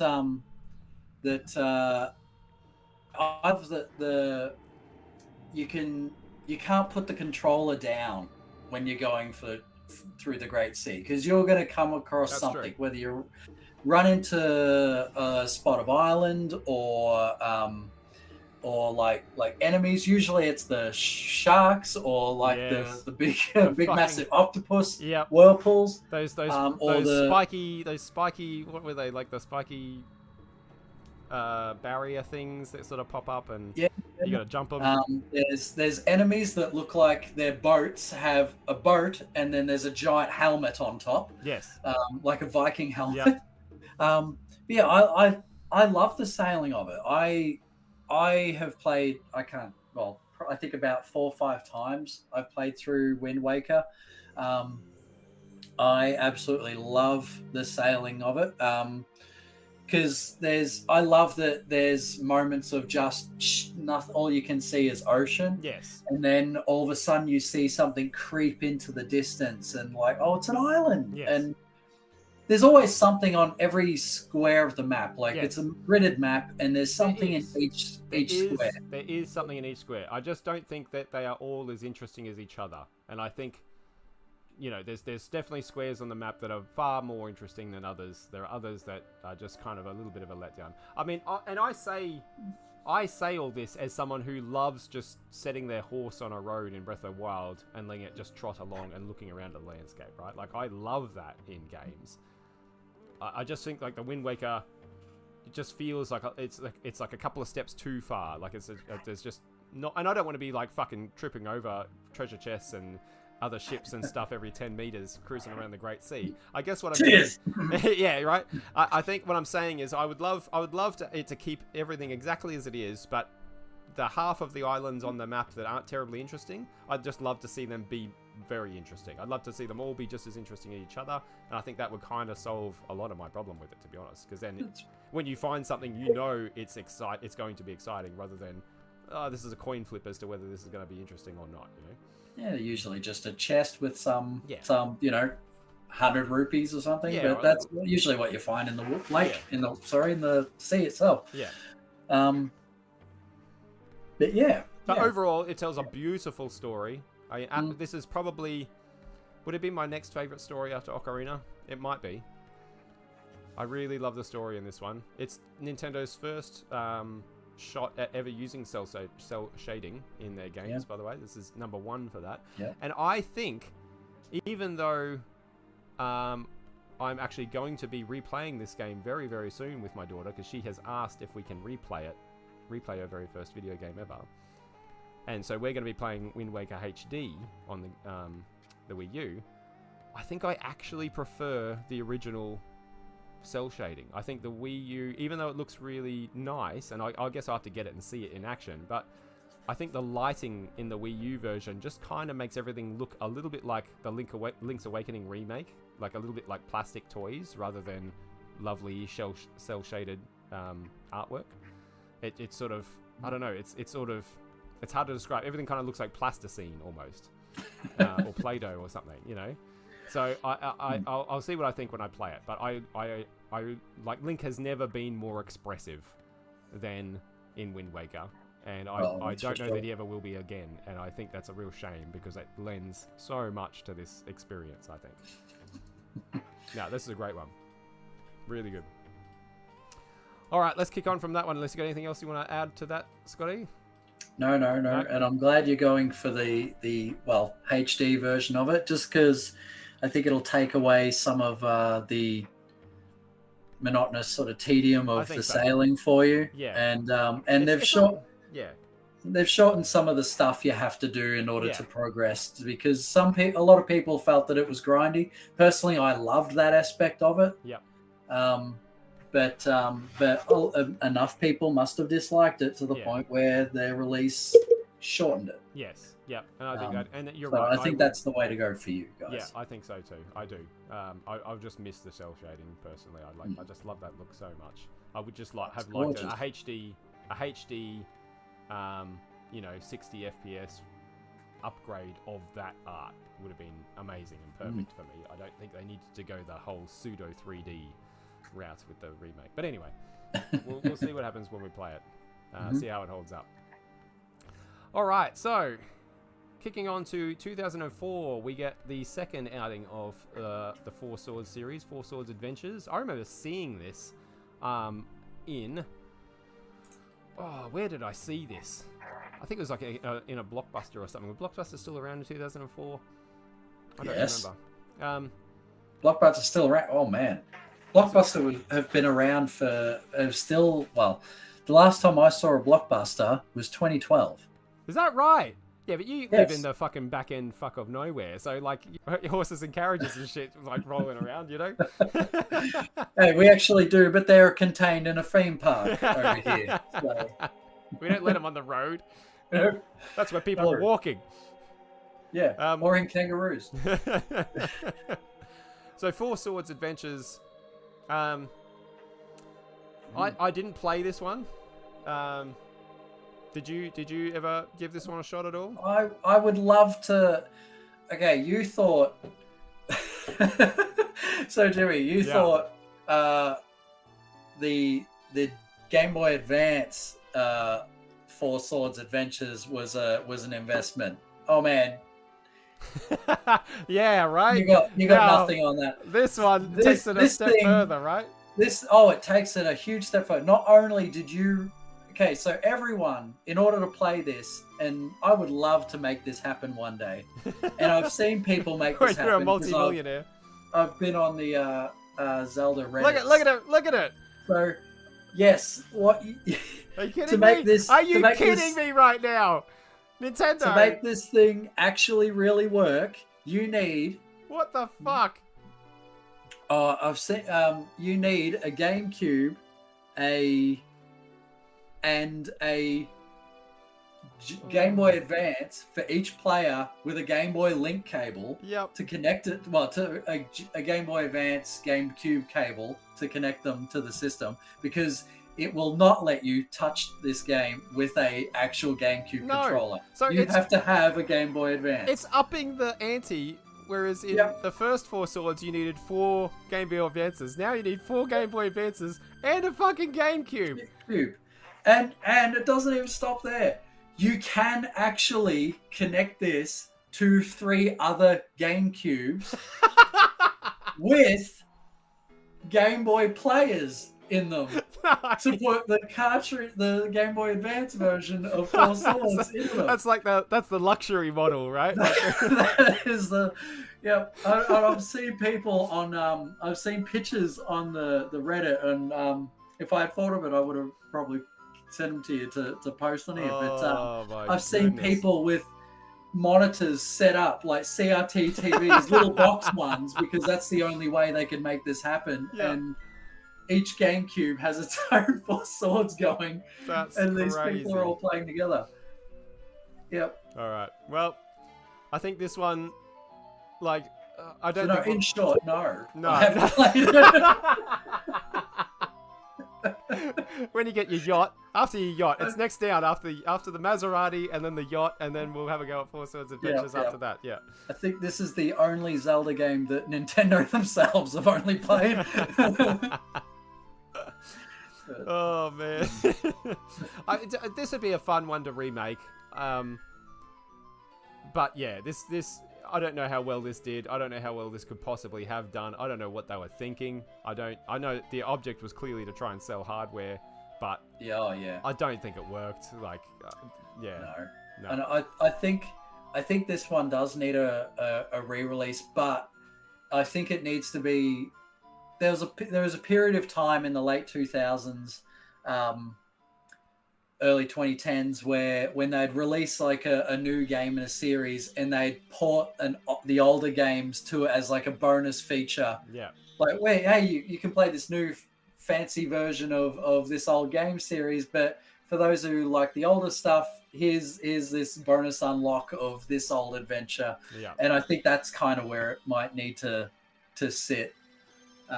It's like a bonus kind of, or just, add it to the bloody, Nintendo eShop as they probably make it so that like now you need 4 switches to play, and then but they're only controllers. Then you need a 5th switch to actually run the game, right? Yeah, pretty much, just to give you the authentic Four Swords Adventures experience. You're not getting the full experience without the destitution, right? No. Oh man! All right, let's kick off from that one. I don't think we need to spend any longer on Four Swords Adventures. All right, Minish Cap is next along. Now I think this is another one where we don't have. It says GameCube there. That's wrong. It's Game Boy Advance. But this is another one we don't have a whole lot of experience with, because I don't think either of us have played Minish Cap. I've played it for 5 minutes. Okay. I got 5 minutes of it. It's very much it's Zelda meets Honey, I Shrunk the Kids. Yeah, right. Yep. Like where Link shrinks down to like little elf size, like sort of pixie size. Yep.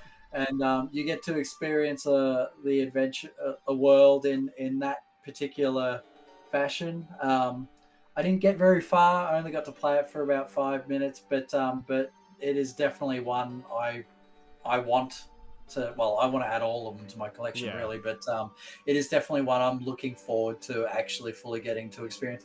And I'm just going to say it: Link beat Mario to the sentient hat. Yeah, he did. You're right, he did. He absolutely did. It's right there. Yep. And this thing had a beak. It looks like one of the bird monsters from Pikmin. But I'm going to say something potentially controversial. Apparently, this is a fairly frustrating game. Like, again, I haven't played it. I've got no experience. I've just heard that it's one of the more frustrating, not in a good way, not in a puzzly dungeon way, in like a this is really frustrating, wasting my time kind of way, in the series.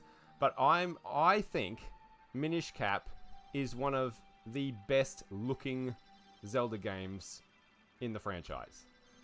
I adore how this game looks. I think it is absolutely fucking gorgeous. I love the sprite work on this. Like, that era, I've just got a really soft spot. Even though, again, I completely missed the 16-bit era, I've got this real soft spot for really beautiful 16-bit art. And Minish Cap is one of the best that I've ever seen. It just looks jaw-droppingly beautiful, I think, anyway, for me. Which might be, again, a bit of a contentious pick of best-looking Zelda games, but if I had to pick one, this is right up there as one I'd consider as being the best-looking in the series. Tall order. Tall order, I know.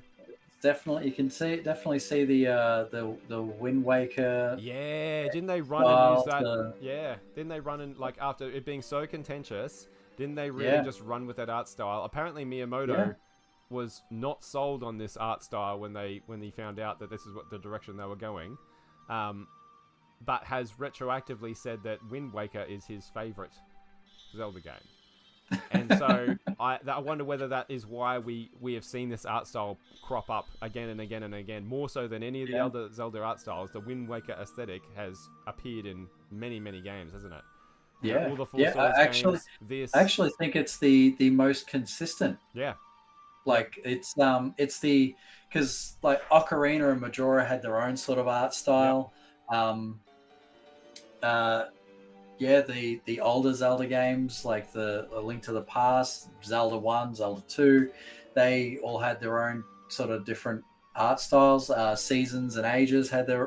the same art style together, Yep. but the Wind Waker art style has persisted through at least It is. four games, not Yeah. including Four Swords Adventures, where it's clearly Oh, 100%. It's Wind Waker. influenced as Yeah, well. all the Four Swords games are. It's the most used, the most Yeah, reused art style in the series, which is very interesting given how contentious it was when it first came out. I think. yeah, All right, moving on from Minish Cap in 2004, not on the GameCube but on the Game Boy Advance, yep. we move to another contentious game in the series, Twilight Princess, in 2006 on the GameCube and GameCube. Wii simultaneously. Yep. Now, this is the game that did the opposite of Wind Waker, whereas Wind Waker was not terribly well received, but retroactively is looked on as one of the greatest that the series has ever produced. Twilight Princess was crazy. The excitement was after Wind Waker when they actually begrudgingly changed artistic direction and went towards the more gritty, dark, realistic style that was reflected in that tech demo all those years ago in 2000, 2001.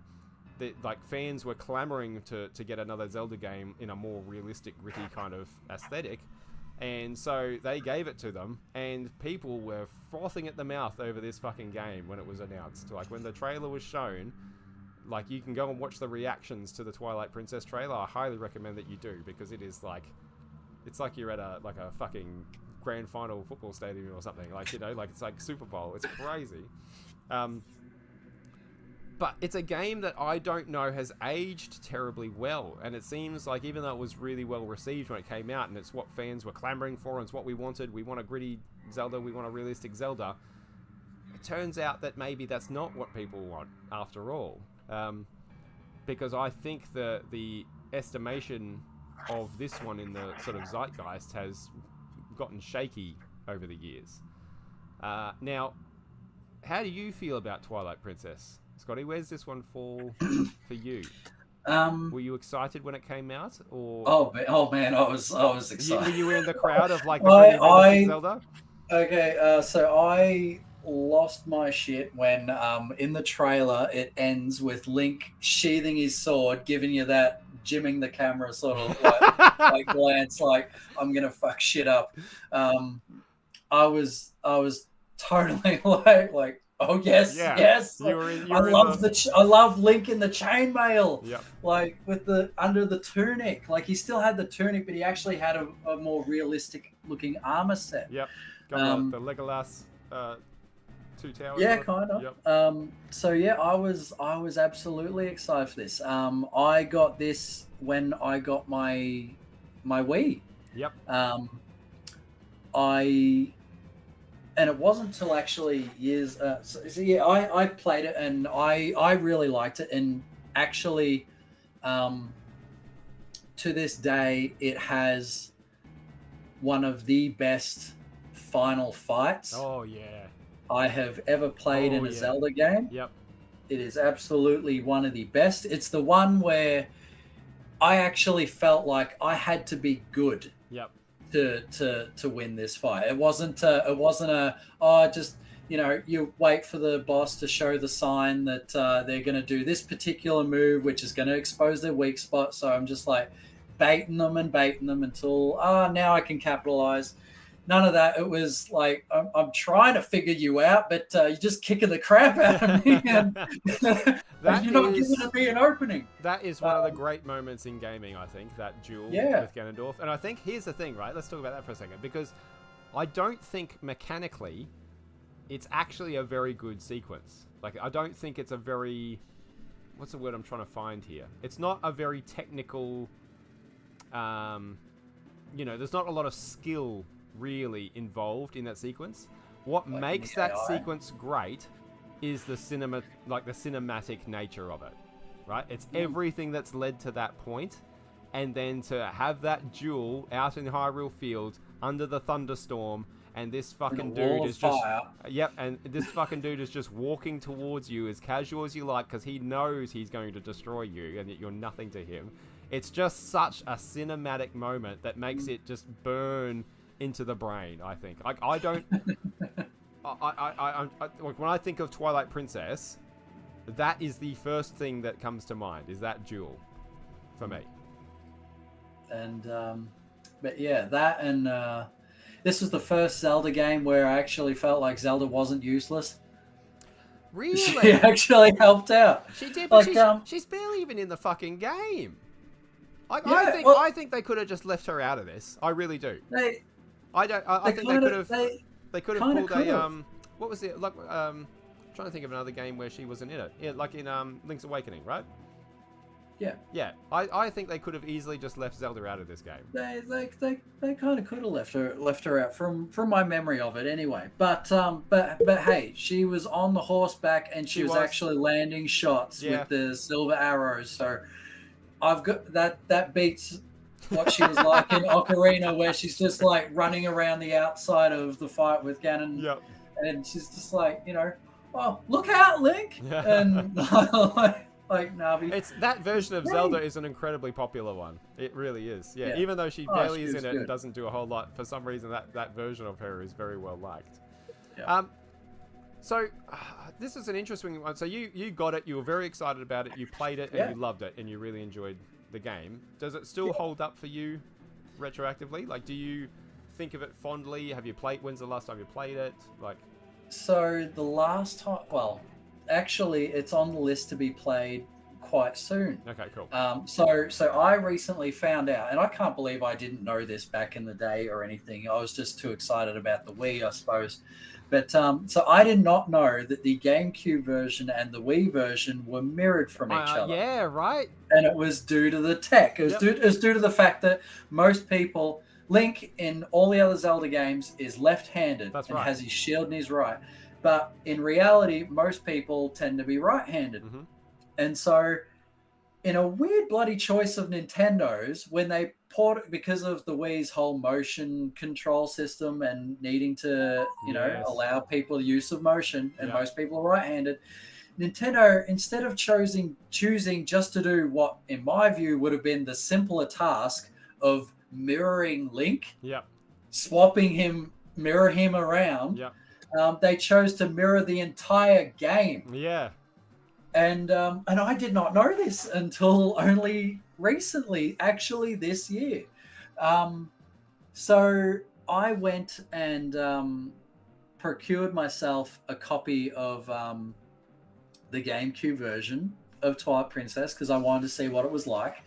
And then, and it is actually, so my partner, Sylvia, it is actually her favorite Zelda. Right, yep. She loves Zelda games as well, and this is her favorite. Nice. And so as a present to her, I actually went and bought her the HD version of it. Nice. On Wii U, which keeps the mirrored effect of the original GameCube version of Twilight Princess, but adds in some extra things, like it adds an amiibo function with Wolf Link if you have him, and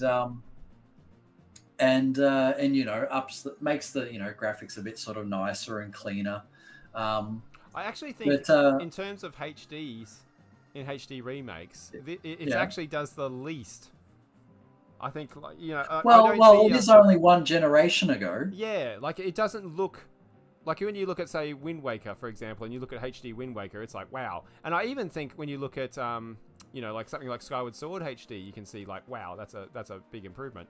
I don't think that the Twilight Princess HD looks all that much different. Like, I think it's the frame rate I noticed more than anything. I think. Oh well, it's a bit sharper. I've seen Yeah. like, well, I've seen a comparison of the GameCube title scene. Yeah. Okay. With and it's just sharper, a bit sharper. Yeah. But yeah, so I got that for her birthday. So we're actually going to go through Twilight Princess together. Yeah. We're going to hot seat it. Oh, that'll be great. And also I have to say now, I have never found it. And you mentioned other things, I have to take away from Twilight Princess, and I have to say it is the best fishing game I have ever played in my life. Because if there's one thing you love more than sailing boats, it's fucking fishing games. I don't know what it is about them, but I do love it. And I don't want like fishing simulator, like where my freaking line's gonna break. Yeah, you want arcade fishing. I don't mind the fish, getting away or something. But I like not having to, put the worm on the hook or something like that, just to simulate real life. But no, I do enjoy a good fishing mini game. You really do. The way I feel about arcade races is how you feel about fishing games. You want arcade fishers. Yeah, and I have to say, I spent so much of my time in Twilight Princess fishing, and it was awesome. And you could see oh, that fish right there, over there in that lake looks like a beauty. I'm gonna freaking cast. I don't realize I'm just getting more Aussie as I'm talking, which makes me feel like I want to vomit. But but yeah, it was just I love the fishing in Twilight Princess. And I'm really, really looking forward to experiencing that in HD. In HD. HD. Oh, it was still the best fishing experience of my life, and it was an add-on. It's not even the main focus of the game. There's been other actual full-fledged fishing games I've tried and haven't captured fishing for me like Twilight Princess. Twilight Princess is the best fishing game out there, according to Scott. Yep. Loves Absolutely. Oh, that's great. I think a big highlight of Twilight Princess for me, and it's been a while since I've played Twilight Princess, and like you, I plan on replaying it again soon because Nala has never played Twilight Princess and also wants to play it. We're going back and revisiting some of these older Zelda games that she hasn't played, and Twilight Princess is very high on the list. But for me, I think Twilight Princess from memory had some really good dungeons. It had it was a little bit of a high point for the series in terms of dungeons. I remember the Sky, what's the Sky one? The Sky Temple, is that what it's called or something? In particular, is really good. Long time. I can't quite recall. You have to see what you think when you read.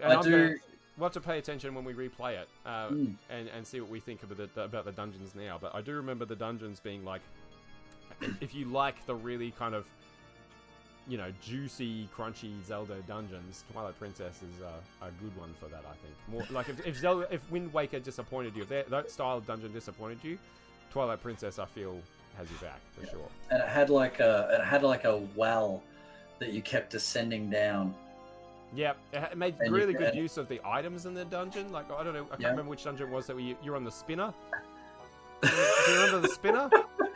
Jimmy, if I had to rate my most hated items in all of Zelda games, it is that fucking spinner. No, it's great. I hated having to navigate this dungeon on its rails on a freaking Beyblade. Look, listen. It's your greatest fishing game. It's my greatest skateboarding game. Okay, it does it all. Twilight Princess, everything. It does everything. It does it all. I mean, I was the opposite to you. I did not like Twilight Princess that much when it came out. I was not very excited about the gritty, dark direction that Zelda was going.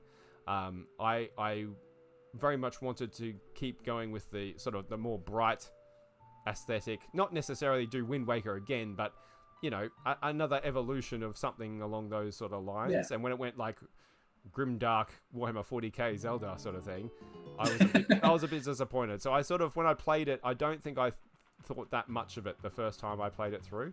But again, I'm really keen to go back to it now and see what I think retroactively, because I think it again, I think it told a fairly good story.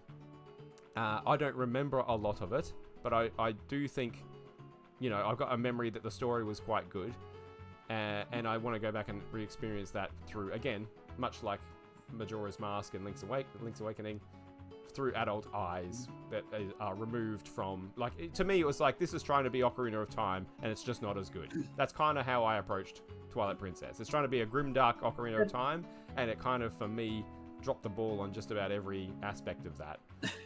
It went back to the old traditional Zelda formula. Yeah. Which is fine. I don't mind that. I don't mind that linearity. People act like linearity is a dirty word. I don't mind it at all. And this is a very linear Zelda game, certainly compared to Wind Waker before it. And Wind Waker is even a very linear game, really. It just has these sort of big sections of, I don't know, open space in between the linearity, you know, to dot them out. Twilight Princess does not have that. But I like that. I actually like that. So yeah, I'm keen to see what I think of it on a second playthrough and see it through fresh eyes to some extent. Yeah, it'll be good. We'll have to have another chat about it when we both played it and see what we come back to it. All right, let's come back going. with opposing views again. Yeah, Swapped. probably. Yeah, you love it, and I'm like, I'll love it. I'll think it's the greatest ever. You'll be like, oh, geez, no. All right, moving on from Twilight Princess, we come to the sequels in the Wind Waker line. I've just chucked them both in here on the one image because they're basically, you know, it's a twofer essentially. Phantom Hourglass, Spirit Tracks. I haven't played Spirit Tracks. I owned and finished Phantom Hourglass, which I thought was fairly good. I don't think it set the world on fire. It had some good ideas, especially if you liked Wind Waker. Phantom Hourglass certainly gave you a bit more of what you liked about Wind Waker, whereas Spirit Tracks went in a completely different direction. Have you played either of these, Scotty? So I have not played Spirit Tracks either. Okay. I have played but never finished Phantom Hourglass. Okay. Funnily enough, I actually have 3 copies of it in the other room right now, and I'm not touched a single one. Why do you have 3 copies of Phantom Hourglass? Wait, so do you have my copy? No. Oh, okay. No. So I got one. So Sylvia, my partner, has one.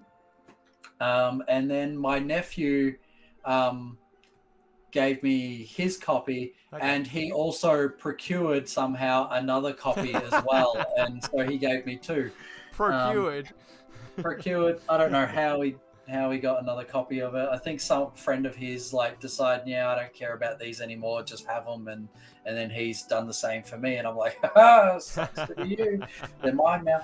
But yeah, no, Phantom Hourglass I did play. I never got to finish it, which is a bit of a shame and surprise since I absolutely love Wind Waker. I was going to say, what did you think of it as a Wind Waker fan? But the thing that I kept popping in my head with it was the dungeon that you keep having to come back to over and over and over. Yes, that was. That was a chore. That was. You're right. And I I didn't like it.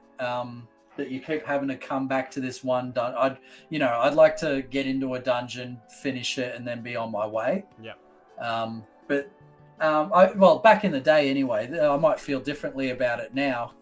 But yeah, I just remember like only making so much progress and then being frustrated that I couldn't just finish it. And had an interesting control scheme too, where the way you had to like draw the slashes, which I didn't mind actually. Like it sounds cumbersome, but it actually worked fairly well. And how you could draw the line for the boomerang, like you just saw then.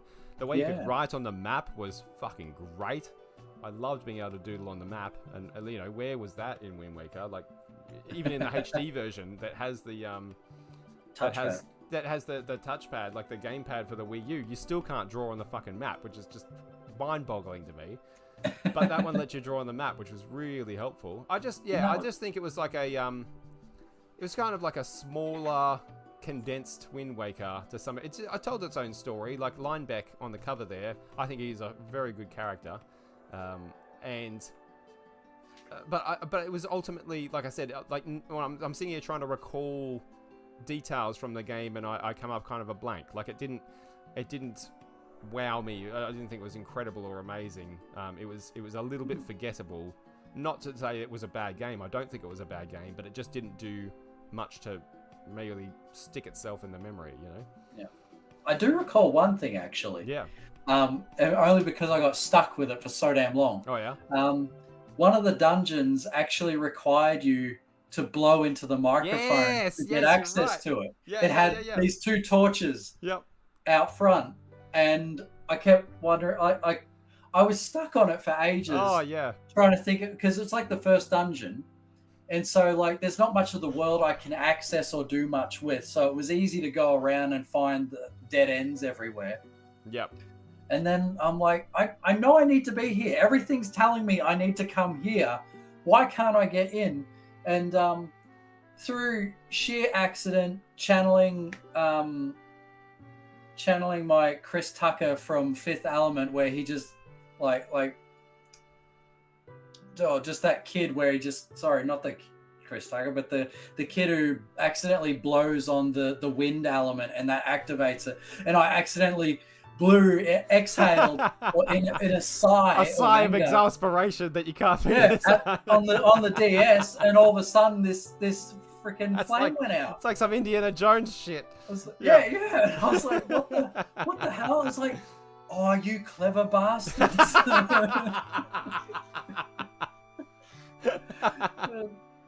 Yeah, I do remember that. I do remember that now you mentioned it. Yeah, that was funny. And I think I got stuck on the same thing because it just never occurred to you that you would blow it up, you know? Yeah. One thing I think with these games is that, and I think this is true of a lot of titles on the DS, is I do not think they're going to age well. I do not think visually they're already not aging well. I think like the DS was not. It was like a more jaggy Nintendo 64, you know, like it did not do great 3D visuals, I didn't think.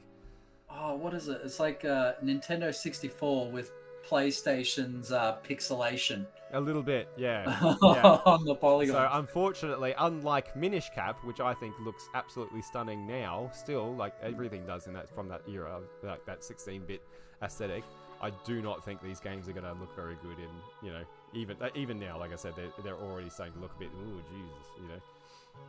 So that's a shame. That is a shame. All right, let's kick on. What are we going to next? Oh, speaking of contentious games, this might be the single biggest, like the little bastard stepchild of the Zelda franchise. Like this is the most contentious game, I don't think it's unfair to say, in the entire series. What did you think of... I'll talk after you. What did you think of Skyward Sword, Scott? I fucking hated it. Did you really? You hated it? Hate maybe a strong word. Strongly dislike, we'll go with. Okay. So I really didn't like, and I know you loved it. I vehemently disliked. I know you loved it. So I know you loved it, but I know your feelings on the Twilight Princess. Look, so I did not like the graphical style. I didn't like the let's take Twilight Link and add watercolors. Okay. Make it watercolors. I wasn't a fan. I liked the grittier Link. Like Ocarina to me graphically was gritty. I did like the super cute Wind Waker and everything, but I thought that this art style didn't particularly sort of grab me. I really didn't particularly enjoy the story at all. I certainly didn't like Girahim, the main villain. I just thought he was a joke. He's got chainmail. Look, he's got the chainmail. Yeah, he does have the chainmail, but it's cute chainmail. It's not real chainmail. It's not grimdark chainmail. You wouldn't see a space marine. You wouldn't see a space marine wearing that chainmail, Jim. Yes, look at it. It's too neat. It's too neat and cute. I want like chainmail. It's been around the block and seen a few things. Um, but yeah, and like looking at all these dungeons and stuff that's going on in the game. I don't remember any of this, No. but I do remember the flying. Yes. Okay. And there's Girahim. There's your boy. But I thought he looks like a court jester, and that's exactly what I thought of him. Like, you're a joke, right? Like, you're not seriously the big bad of this game. Like, you're just look at you. So I didn't like him. I didn't like that the Master Sword was this sentient being. I didn't like the origin of Ganondorf or Ganon as a furry brother to cousin It. From Adam's family. I didn't like the watercolor look. The flying felt like a very hollow version of the sailing from Wind Waker. Yes. Like with Wind Waker, I loved that I couldn't set the controller down sailing and go get a coffee and come back. You couldn't set the controller down on this when you're flying either, because you had to like hold it like a paper plane. Do you remember that? Yes, you did, but like there was nothing there. Yeah. Like I wasn't encountering anything in the air. I couldn't set the control down purely because I had to keep Link afloat. I hard, because there was hard stuff agree to with you on that one. Yep. So yeah, it was I wanted to, I was excited for it. I got it on day one. And as our next entry will prove, I very much felt when I was playing this game that the Zelda formula that was still present. This basically was still the same feel as Ocarina. The Zelda formula with gameplay and everything, how it was in Ocarina was exactly how it was still here, and it felt old and tired and needed changing. Yeah. Yeah. As the next game proves. Well, we've actually got one more game before we get to the big shake up. Oh, do we? Yeah, you'll see. All right. So this. But yeah, your thoughts, Jimmy? Well, this. Now listen, I've got such conflicting feelings on this game because there are parts of it that I adore and there are parts of it that I really don't like at all. And so I kind of come out as like a sort of like a in the middle kind of at the end of the day on this one. I love how this looks. This is what I was thinking when I, was looking for the next game after Wind Waker. This might be my favorite game in the franchise visually, as art style and aesthetic and how it looks. I think Skyward Sword is absolutely gorgeous, and I think it's the one I like the most visually. But you're right. A lot of what you said is absolutely spot on. Like the flying was amazing. Jumping off, like I think Skyloft itself, that island and the hub world around it, is actually one of the coolest hub worlds that has ever been in a Zelda game. Especially Skyloft, right? The actual city island. But you're right, there was nothing to fucking do in it. Like, it was literally just, it was a glorified menu at the end of the day. Like, it could have been a menu. You could have just had a menu saying, which world do you want to go to? Select that and teleport you there. But instead of doing that, you had this flying sequence, which was fun. I loved the idea of flying on the loft wings. I loved jumping off the edge of Skyloft and cruising down and then calling the loft wing and latching on and taking off and soaring around the clouds was absolutely amazing. But there was nothing but clouds. There was literally nothing to do with that whole area except fly to the area where you wanted to jump off the bird and go down to the surface. It was incredibly repetitive. It was such a repetitive game. There's only 3 zones. You visit each of them multiple times. I think it's 3 times each, possibly. Rather than having a world that gradually opens up and opens up and opens up to you and you explore new areas and new zones and go further and further. This one, you're just going back to the same places again. They're interspersed with those horrific fucking collections. Do you remember these? The collection... Do you remember those collect quests that you had to go around and find all the little music notes or whatever the fuck they were? And Tad Tones or something like that. I think they're called Tad Tones. And you had to do this. This was in like the spirit realm or something. I can't remember. It's been a while. But you had to do that to progress to the next sort of act of the game. And it was every single one of those made me want to pull my hair out. They were so bad. So that was infuriating. That the repetitive fight against Demise that you fought him multiple times was annoying. Yep. I personally like Girahim. I thought he was really cool. I think I enjoyed him.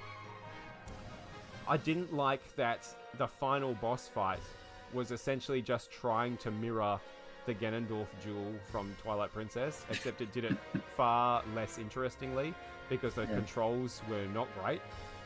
But I did like using the sword as using the Wiimote as the sword. I actually did enjoy that at the time. Now, would I want to go back and do that now? No, I wouldn't. And it's the one reason that I haven't jumped on Skyward Sword HD. All of these reasons are why I haven't jumped straight on Skyward Sword HD for the Switch, because I remember Skyward Sword fondly, but I also remember finishing the game and thinking, thank Christ.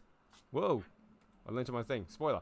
I remember thinking, thank God that's over at the end of it, right? And that's not... And when I think about going back to play it again, I have no desire to go back to play it again. Even though I love the world, I love Groose, I love the characters. I think they're so great and expressive. It's the most expressive the characters have been since Wind Waker. I love the art. I love the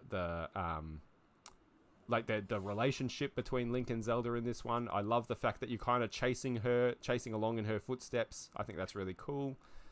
I love that you get the little cutscene, like that in the credits at the end. You get the cutscenes about what she was doing while you were on your adventure. I thought that was a nice touch.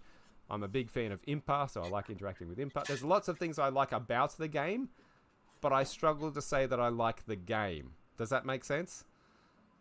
Yeah. The first dungeon was really cool. I really liked that first dungeon. I can't remember the name of it, but I really, really enjoyed the first dungeon. I thought that was a great dungeon. I don't think I thought as much about the other ones. I remember the one on the in the desert on the pirate ship. That was pretty cool too.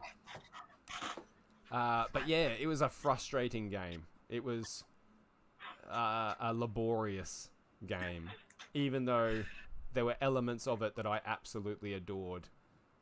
I can't hand on heart say that I love the game as a whole. You know, like, yeah, if I take my rose-tinted glasses off, it was kind of an annoying game to play and a repetitive game to play and a game that I was fairly happy to be done with at the end of it, you know, even though there were parts of it that I absolutely love. So, yeah, I would love to see, again, Nintendo take another run at this in a post Breath of the Wild world, you know, like in a... imagine filling, you know, kind of a bit of Tears of the Kingdom, but move it up to the sky and give me the loft wing again and let me cruise around and actually have places to go and things to interact with and things to find and adventures to go on. That would be amazing. I'd love to go back to this world if they ever decided to take another run at it. I don't think they will, though. All right. So from Skyward Sword, the one that, before we hop on to the big revolution, is A Link Between Worlds.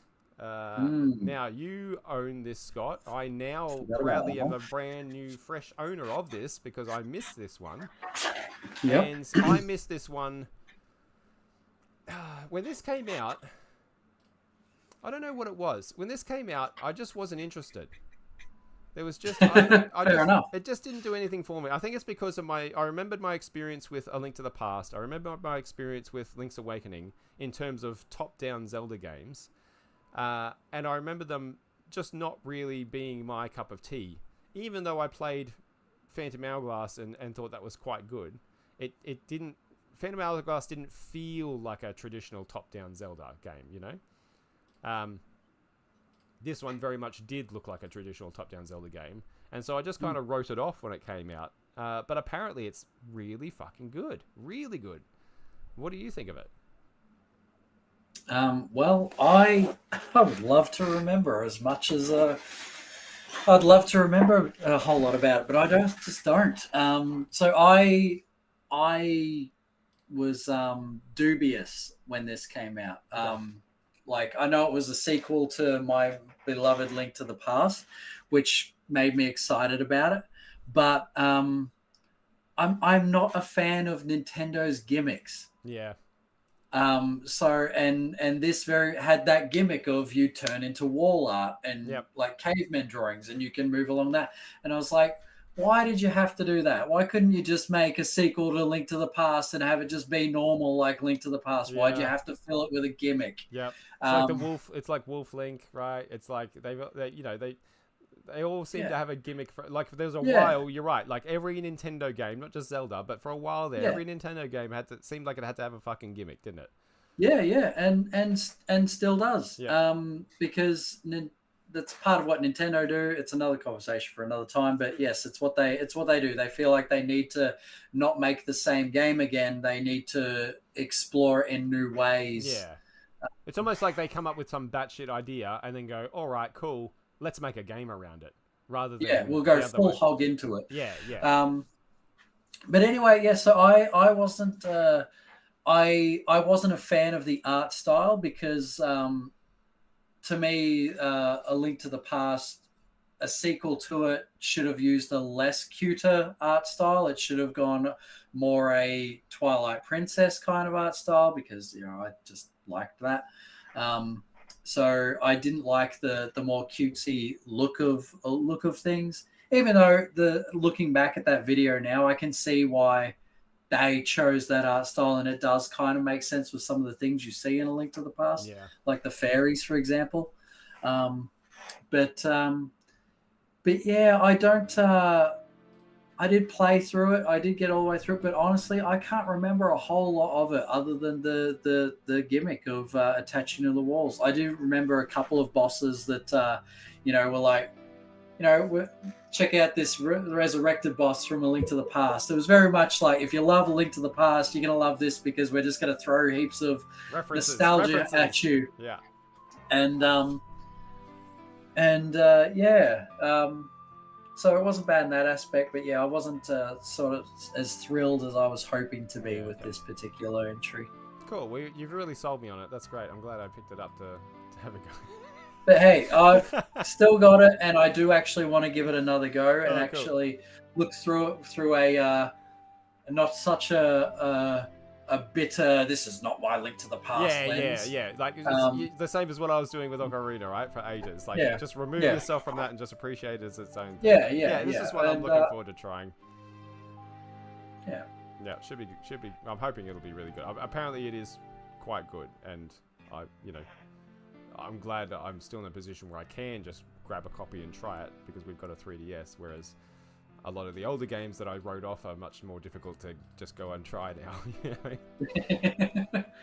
All right.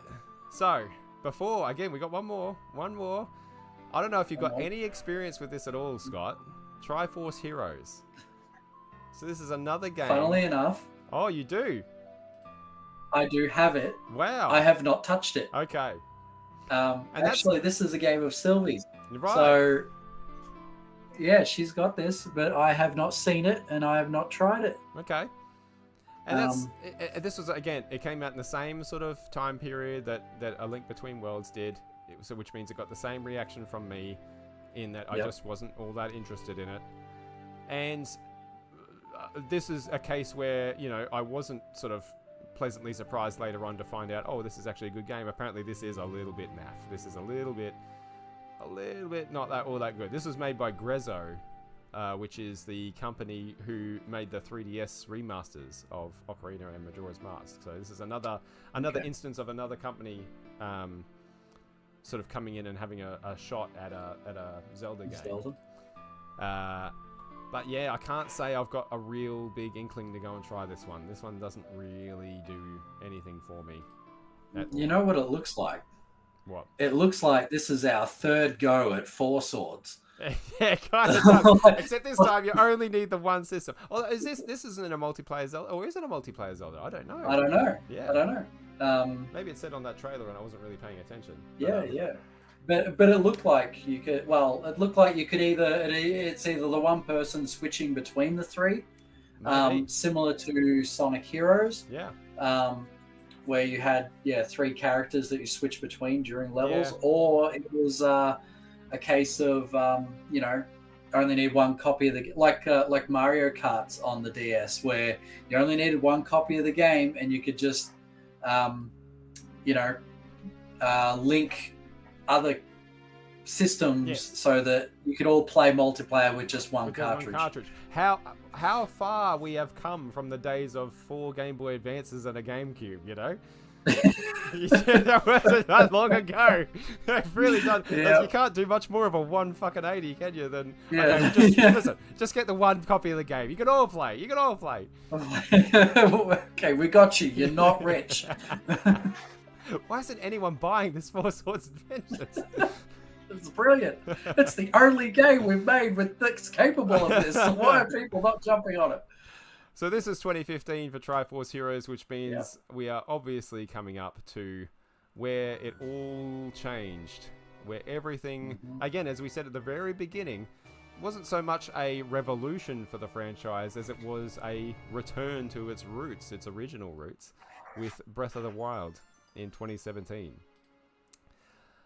Wow, like, what? I'll let you talk about this one first, Scott, because I feel like, are the more... I could go on, man. Yeah, I bet you can. Because you're more of the traditionalist when it comes to Zelda, probably, than I am. What did you make of this in the lead up and in your first play of the game? What were your sort of initial reactions? Okay, initial reactions. All right, well... so I played this on the Wii U. Oh, so I did not have a Switch. I did not have a Switch at the time. I played this on the Wii U. Okay. So I was excited about it. Like, I was looking forward to it. Absolutely. I was the only person, I feel like, that wasn't excited by the trailers, though. Okay. Like, yes. all the trailers showed to me was a cloaked Link on horseback, firing a blue glowing arrow. Yes, that initial trailer they showed at E3, whatever year it was, ages before the fucking game came out, to show that they were actually working on a new Zelda game. Yes, I remember that very well. Yeah. And so many people were excited about it. And myself, I was just excited there was a new Zelda game. Yes. Coming. The trailer, I didn't need to see the trailer. I just needed to know there was a new Zelda game coming. And so,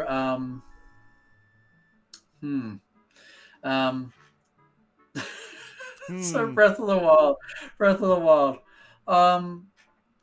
Go on, lay it on us, Scotty. Lay it on the internet. Lay your completely factual opinion on the. I am actually going to do my own video of this because I've been sort of working on it for a long time. Oh man! So I'm just gonna come out and say it. I'm just gonna come out and say it. Breath of the Wild is my least liked Zelda game of all that I have played. There it is, ladies and gentlemen. Scott, thank you for coming and joining us on the channel. It's been so good to have you. You'll never see him again. I'm going to find someone else to play Halo with. Sam liked Halo. Yes, it is my least liked out of all the Zelda games. It is one I'm so very grateful for that it happened, because as I said with Skyward Sword, the formula was tired. Yes. It was overused. It was overdone. Link only being able to jump if you approached a edge at a 90-degree angle. Yeah. And you had to be pushing straight with that, and you couldn't make him jump at will, couldn't make him run at will. It was tired and it needed changing. Yep. And I'm so glad that Breath of the Wild brought a breath of fresh air to Zelda. There he is. But for everything that I actually loved about Breath of the Wild, there was multiple things I absolutely hated.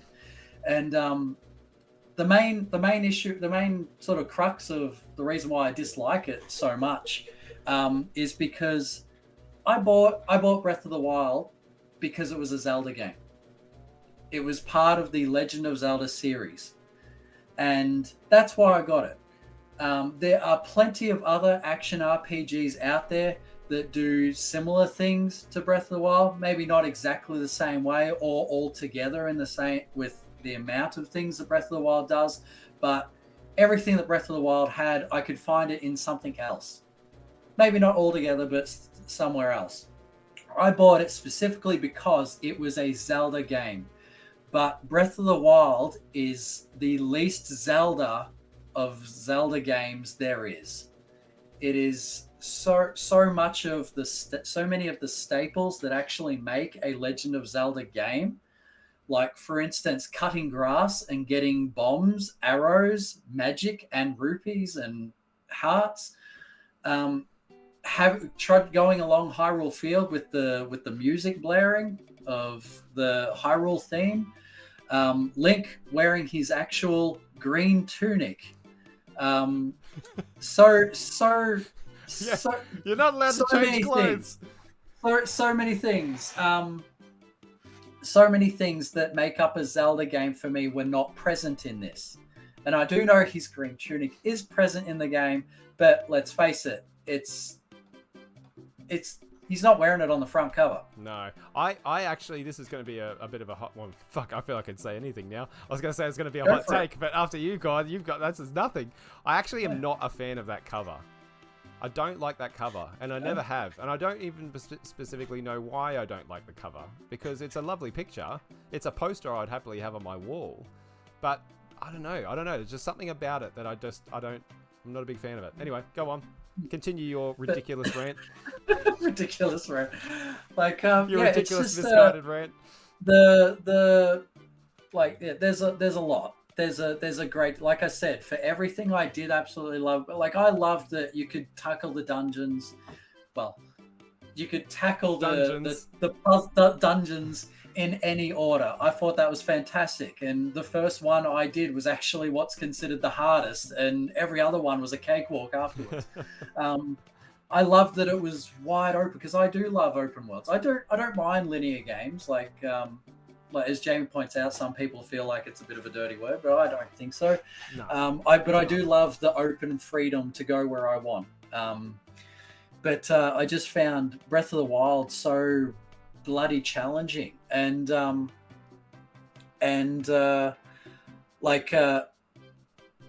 it's the harshest of all the Zeldas to actually play. Yeah. And a lot of that harshness actually cut me off from the game. So yeah, a lot of that harsh difficulty of it. Like, for instance, the hideouts or the bokoblin bases and everything. As soon as I worked out that I did like 3 of them through my entire run of Breath of the Wild, and never did any more than that, because I realized it took me about 6 of my good weapons to get the one out of the chest at the end of the dungeon. So I was like, it's costing me more to do this hideout than what I'm getting in return for it. So I just stopped doing them. I know Jamie likes to, as he said, he likes to set his horse on the pathway and just do a nice little trot and follow the path. I actually really found that so bloody challenging and hard, because I wanted to control my horse the way I had done in previous Zeldas, with full control, where the horse doesn't have a mind of its own. And I can see why they'd go with the sort of realistic nature of it, but I don't play games for realism, damn it.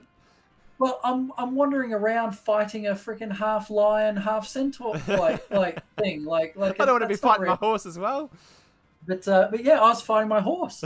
So like the first and only horse challenge I come across, I was like, okay, I'm gonna do this. This is easy. Like, I just got to do this this circuit in as quick a time as possible, and I'm gonna get a nice little reward after it. Oh my God, my horse did not want to fucking do that circuit. It had a mind of its own. I'm like setting my horse straight, and I'm like, okay, we're going to jump this freaking barricade because I know you can do it. And then the horse is like, and what's over here? Yeah, I can go on a million times, but yeah, Jamie, go. Was not a fan. Look, I love Breath of the Wild. Yeah, what can you say? That hasn't already been said.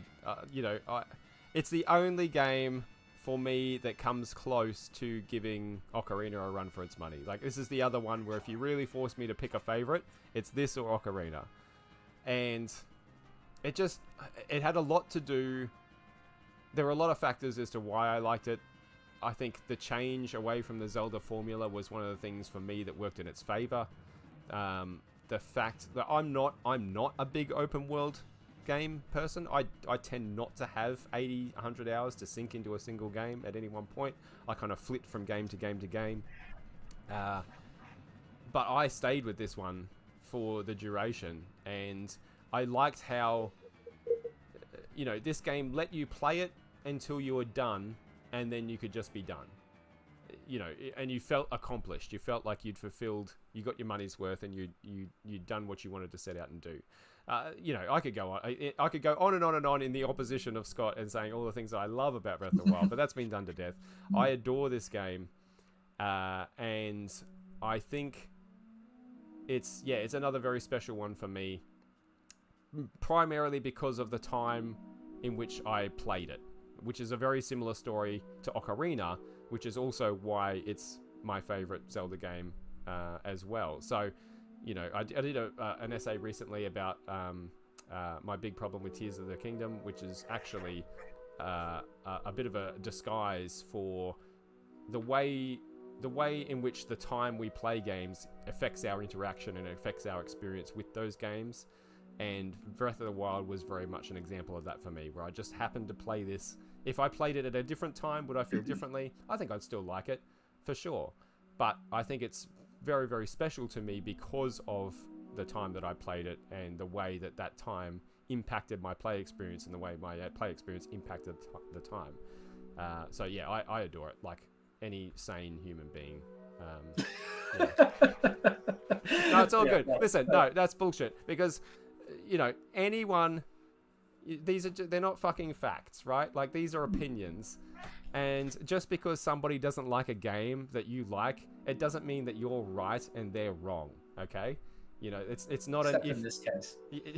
Except in this case, no, life's not an if-then scenario. No. It's not. It's not black and white like that. No. People are allowed to like what they like and not like what they don't like, and that doesn't impact your experience with that thing in any way, shape, or form. It's what makes the world wonderful. If we all liked the same thing, what a boring fucking place it would be. Yeah. And I absolutely agree with Jamie. And there were moments where I absolutely loved Breath of the Wild. I loved you could, climb almost anything. Oh my god! Talk about all the revelations that Ocarina of Time gave to the game industry. Like, how has there never been a game where you can just climb shit? That was like mind blowing. Where you could just, and now when I go back and try and play literally any other open world game, they feel so restrictive and confined in comparison to this. Like, just that simple thing of letting you climb shit. Oh my lord, that is so good. It was needed. It was absolutely needed. But yeah, it just I was expecting a shake-up of the Zelda formula, but this was but what I got was scrunch it up in the bin and throw it in the bin, and it was like OG Zelda. There wasn't much of the Zelda esque nature of things, like the Zelda staples in this Zelda game, and that's what I took issue with. Is that template?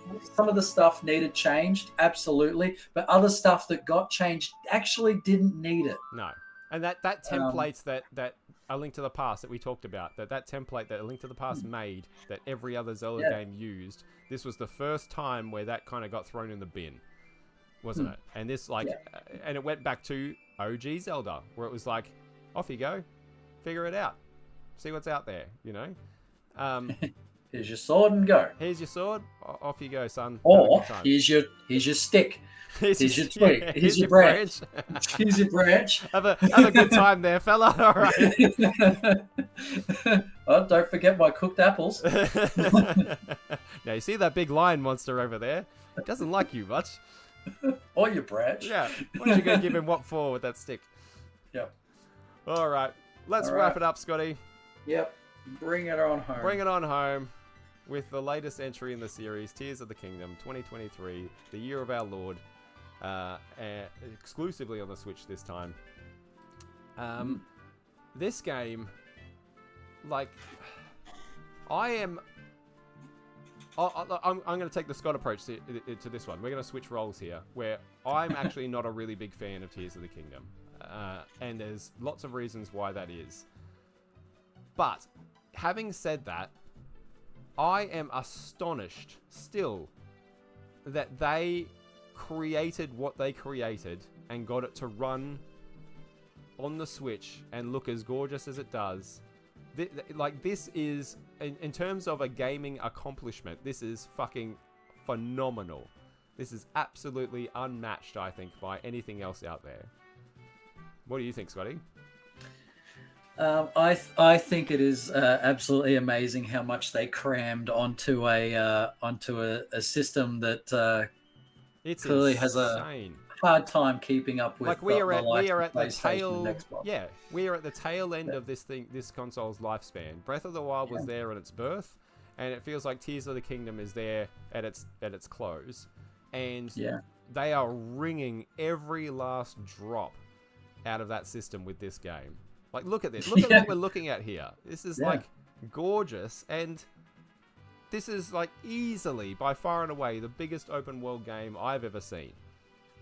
Yeah, no, that's hands down. Hands down. Yep. This is easily over twice the size of Breath of the Wild, and Breath of the Wild was one of the biggest open world games I'd ever experienced. The fact that this runs, even fucking runs at all on the Switch. Yeah. Let alone so well. Like, yeah. You get your like, if you're one of those hours to gameplay value people, there's few games I could think of that you get your fucking money's worth better than Tears of the Kingdom. Now, how did this one stack up to Breath of the Wild for you, Scott? So if I was to rate out of, like, because you've asked me earlier, if I was to rate Zelda games, to be honest, I'd struggle to get Breath of the Wild above a 5. Okay. Out of 10, but I'd put Tears at probably a solid 6. Okay. So I had a much better time with Tears than I did Breath of the Wild. And I think I owe that actually to Breath of the Wild, because I had, how long was Breath of the Wild out? 7-8 years? Yeah, 2017 that came out. So what's that, 6 years now? I had that amount of time to come to terms with my bitterness about it. So when Tears came along, and I was actually the only person, and I knew this was going to happen after Breath of the Wild came out, and there was a few years later, I was just hoping against hope that it would not get a sequel. I'm like, okay, Nintendo, you've done this. You've shat on Zelda for me.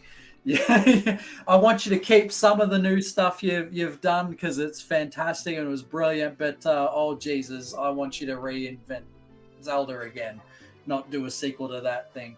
And then Tears came, and everyone was so excited, and I was like, I'm literally not looking forward to it. And I kept telling people that I'm actually not looking forward to it. So Tears came out, and I actually had a much better time playing this than I did Breath of the Wild. Because your expectations were different. My expectations were different. It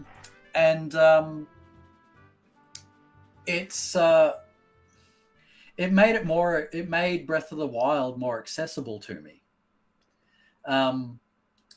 So yeah, it made like fights with creatures and stuff were done easier by being able to actually, reinforce my weapons with stuff, with the new gimmick of merging items and constructing stuff. It had a lot more to the world to it. Like as Jamie said in his essay, the map is literally cluttered with invisible icons. Because there's something in every step you take. There is something there to be found. It is totally lit, and I absolutely agree with him about it. Like I even felt Breath of the Wild's map was too big. Like I would have so much preferred getting rid of the glider and cutting the world to a third the size, and I would have been over the moon with that. So I didn't feel it needed to be that big, but yeah, Tears was just, it made Breath of the Wild a lot more accessible to me. It still had Breath of the Wild, it still had its stupid, freaking free thinking horses. It's it still had no fishing. No fishing except by hand. Except by hand, and there's no fucking fun in that. So yeah, I agree with you in both this and Breath of the Wild that I was disappointed in them not being dungeons as we know them. You know, I love the shrines. I love them so much. I think that's a great system and they should keep it for future entries in the series.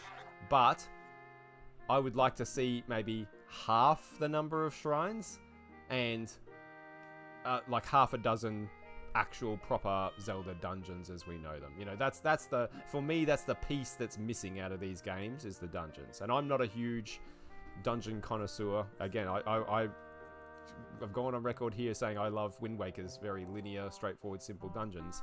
But even they were still dungeons, you know? They weren't like a, you know, the beasts in Breath of the Wild and the temples here, they kind of more, I guess the temples are a little bit better, but they more feel like a puzzle box than a dungeon.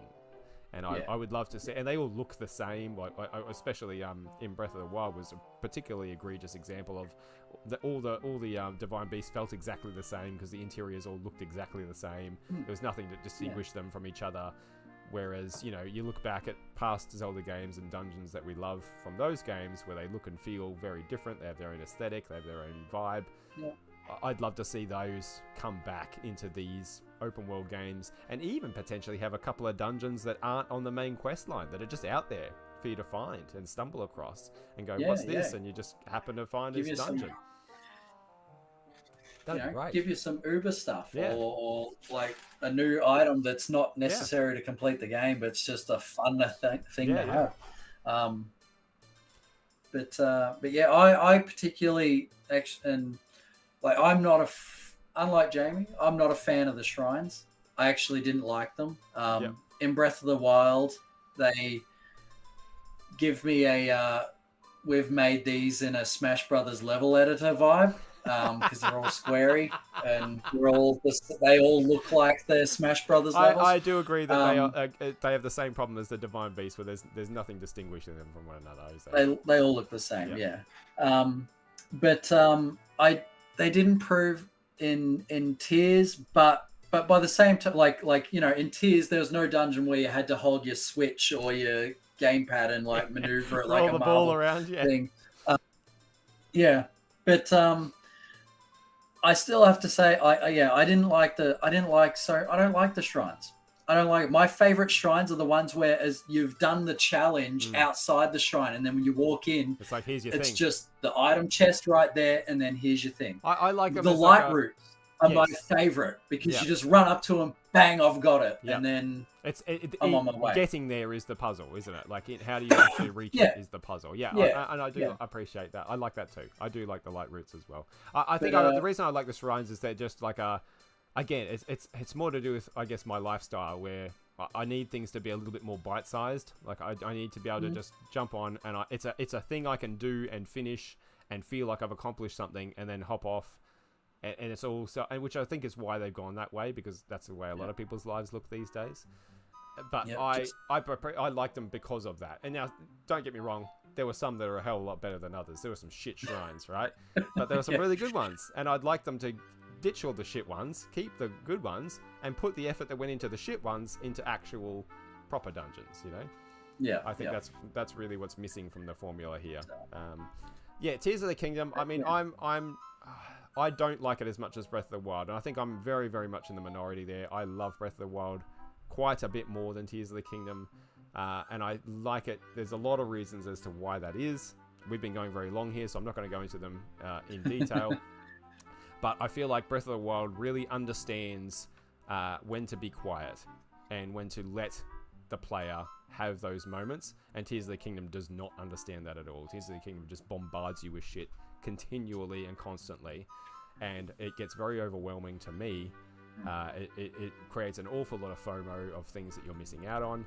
I feel like the nature of the game in Breath of the Wild had a beautiful flow to it. People might not like the weapon durability system, and that's fine. I didn't mind it because I liked the way it forced you to try different things and do different things. And I do like the way it just kind of kept you going, you know. Tears of the Kingdom is I found it a very stop-start game to play. Like, the flow is gone because you get a whole bunch of items and you get a whole bunch of weapons, and then you suddenly like, oh shit, okay, let me just quickly, I'm out of weapons, let me stop, let me fuse these things together, I'll make a couple of them, alright, now I can keep going. Oh, no, hang on, they just dropped a really good thing, I want to fuse that to something, let me just stop again, and I'll fuse this to this, and it just kind of had this like odd cadence to it, that Breath of the Wild just had this beautiful, gentle flow to it. Tears of the Kingdom is just kind of like, it's got this staccato, sort of like beat to it that I don't like. There's a lot of other things too that I think the story's kind of shit. I don't think Breath of the Wild had a great story, don't get me wrong. I like the premise. I think Breath of the Wild had an amazing premise, but I think the overall story is where it probably sits just below Ocarina for me, because Ocarina has an amazing story. I didn't like Tears of the Kingdom story. I just thought it was like they kind of just jumped the shark. It was kind of nonsensical. It was out there. It was weird. It was just like, what am I even watching? Or what's going on here? Not so far as like a Final Fantasy VII kind of jumping the shark, but it was certainly as far as here I'm just picturing, like, as you're saying, like, you know, it's jumping the shark. What is that? I don't know what I'm looking at and what making sense of. And here I'm just thinking of Girahim walking out of the shadows. This like Link's first expression of looking at him for the first time. I was just like, what the fuck is that? Like, hey, don't be picking on Girahim. I like Girahim. There's nothing wrong with a flamboyant gentleman. No, nothing, man. Oh my god, he's just... No, he's a bomb. I love him. Yeah, there's some of my issues with Tears of the Kingdom, and I feel like, yeah, they just kind of poured everything in the kitchen sink. I don't like the mechanics. Like, I don't like the making machines. Like, that just... I don't want Minecraft in my Zelda, thank you. Like, it's just... I don't do the base building when I play Fortnite. I don't want to build cars in my Zelda game. It's just not for me. It's like my brain doesn't... I'm not very mechanically minded. So when it comes to, hey, solve this puzzle with engineering, that's a bit of a turn off for me. So it's just, I guess it's a game that is not made for me, and that's fine. That's perfectly fine. There's nothing wrong with it not being made for me. But I found that it wasn't made for me, and especially at the time that I tried to play it, it absolutely just kind of felt like work. That's how I felt like when I was playing it, and I've got enough work, you know. So I didn't need more of it in my life at the time. But you know, hey, maybe one day I'll come back, like I am doing now with games like Majora's Mask, with games like Wind Waker, with games like A Link Between Worlds. Maybe one day I will come back to Tears of the Kingdom and see it removed from external influences and see it for the incredible accomplishment that it is. And I do think it's an incredible accomplishment, and I do understand why people love it so much, and I'll enjoy it all the more at that time. But right now, it's just not one for me. Yep. Which is, yeah, well put. And for me, I hope this is the last of the Breath of the Wild games, and just hope that they just start in it. Keep some of the stuff. Yeah. Keep the open world. Keep the freaking awesome climbing mechanics and shit. Fucking get rid of the brain you put in the horses. And just I agree. I do agree with you, Scott. I think it is time now to do something else. Just to move on.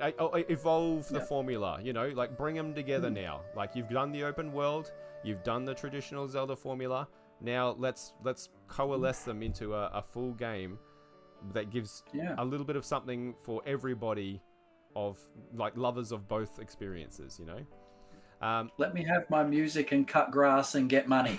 Yeah, that's it. As well as let me ride my horse along the road gently and have a lovely time. Yes. Just Let walking him around.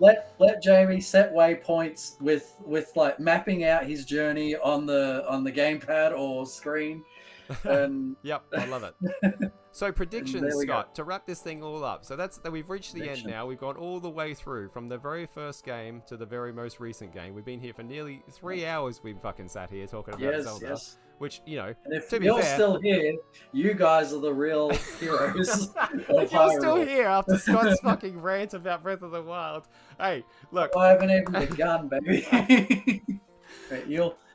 But I mean, we could literally sit here and talk about Zelda all day and not get sick of it because we love it. It's something that we adore. It's something that's a big part of our lives and has been a big part of our lives for a very long time, and that we remember very fondly and continue to enjoy.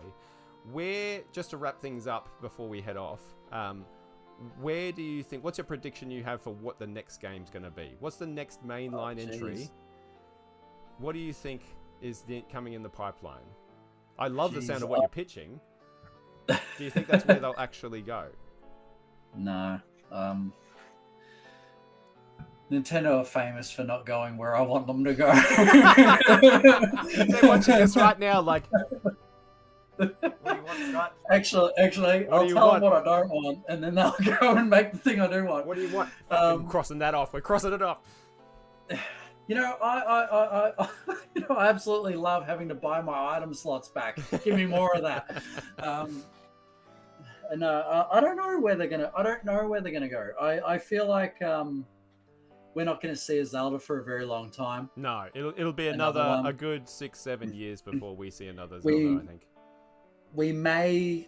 I doubt it, but it has happened for some previous series games in popular Nintendo franchises for them to skip a console generation. Like the Switch doesn't have its own Mario Kart. Yep. Mario Kart 8 Deluxe is just a port, an upgraded port, but still a port of the Wii U's Mario Kart. There's been. Do you think they would skip a generation for Zelda though? I don't know that they would. I think it's too big. It's too. It's leaving too much money on the table. Too much money on the table. Zelda is. You look at Breath of the Wild, and you look at Breath of the Wild. You look at Twilight Princess before it, and you look at Wind Waker before it, and you look at Link to the Past before it. Then you look at Ocarina of Time. Zelda sells consoles, right? People will buy a console to play the latest Zelda game. I would. I did. I have done. You know, just to play the latest Zelda. People buy consoles for Mario Kart, but we still didn't get a new Mario Kart. Well, I don't think that they buy a console for Mario Kart as much as they would buy a console for Zelda. Here's my prediction. You ready? And you're going to be a big fan of this one. Right. You ready? Okay, sure. Lay it on me. So I don't think we're going to get a mainline Zelda game for a while, like an original mainline Zelda game for a long time. I think that's kind of it, right? Yeah. But I do feel like the successor to the Switch is right around the corner. I do feel like we're on the verge of, I think Tears of the Kingdom is kind of the Switch's swan song to a certain degree. And what a fucking way to go out. Holy shit. But I do think that we are very close to the next thing. And, time will prove me right or wrong on this. So come back and, tell me in the comments whether I was right or wrong. I feel like the time has come, now that I've seen them do Breath of the Wild as an homage to the OG Zelda, I think they're going to remake A Link to the Past. That's my prediction. Well, see, I'm not. That's been a wish of mine for a bloody long time. I know. So I would personally, I'd love to see a 3D reinvention of it. Yes, that's what I mean. I'd think love now for that them they've to got go 3D with it. I think now that they've got the engine, like Link's Awakening. No, I think now that they've got the engine that drives Breath of the Wild and Tears of the Kingdom, I can see them tweaking it a little bit. But I can see a near future, where we get something like A Link to the Past HD or whatever they want to call it. But I can see them doing a Link to the Past remade. That's my prediction. We'll see if I'm right or wrong. I hope so, because that would fucking sell consoles. That would. that totally would. Nintendo, hey. Coming. you want money? This is how we get you money. Come and talk to me. You all right? But, I got lots of. Hey, this head is full of great ideas. Don't listen to Scott and his bullshit about the. Come and talk to me.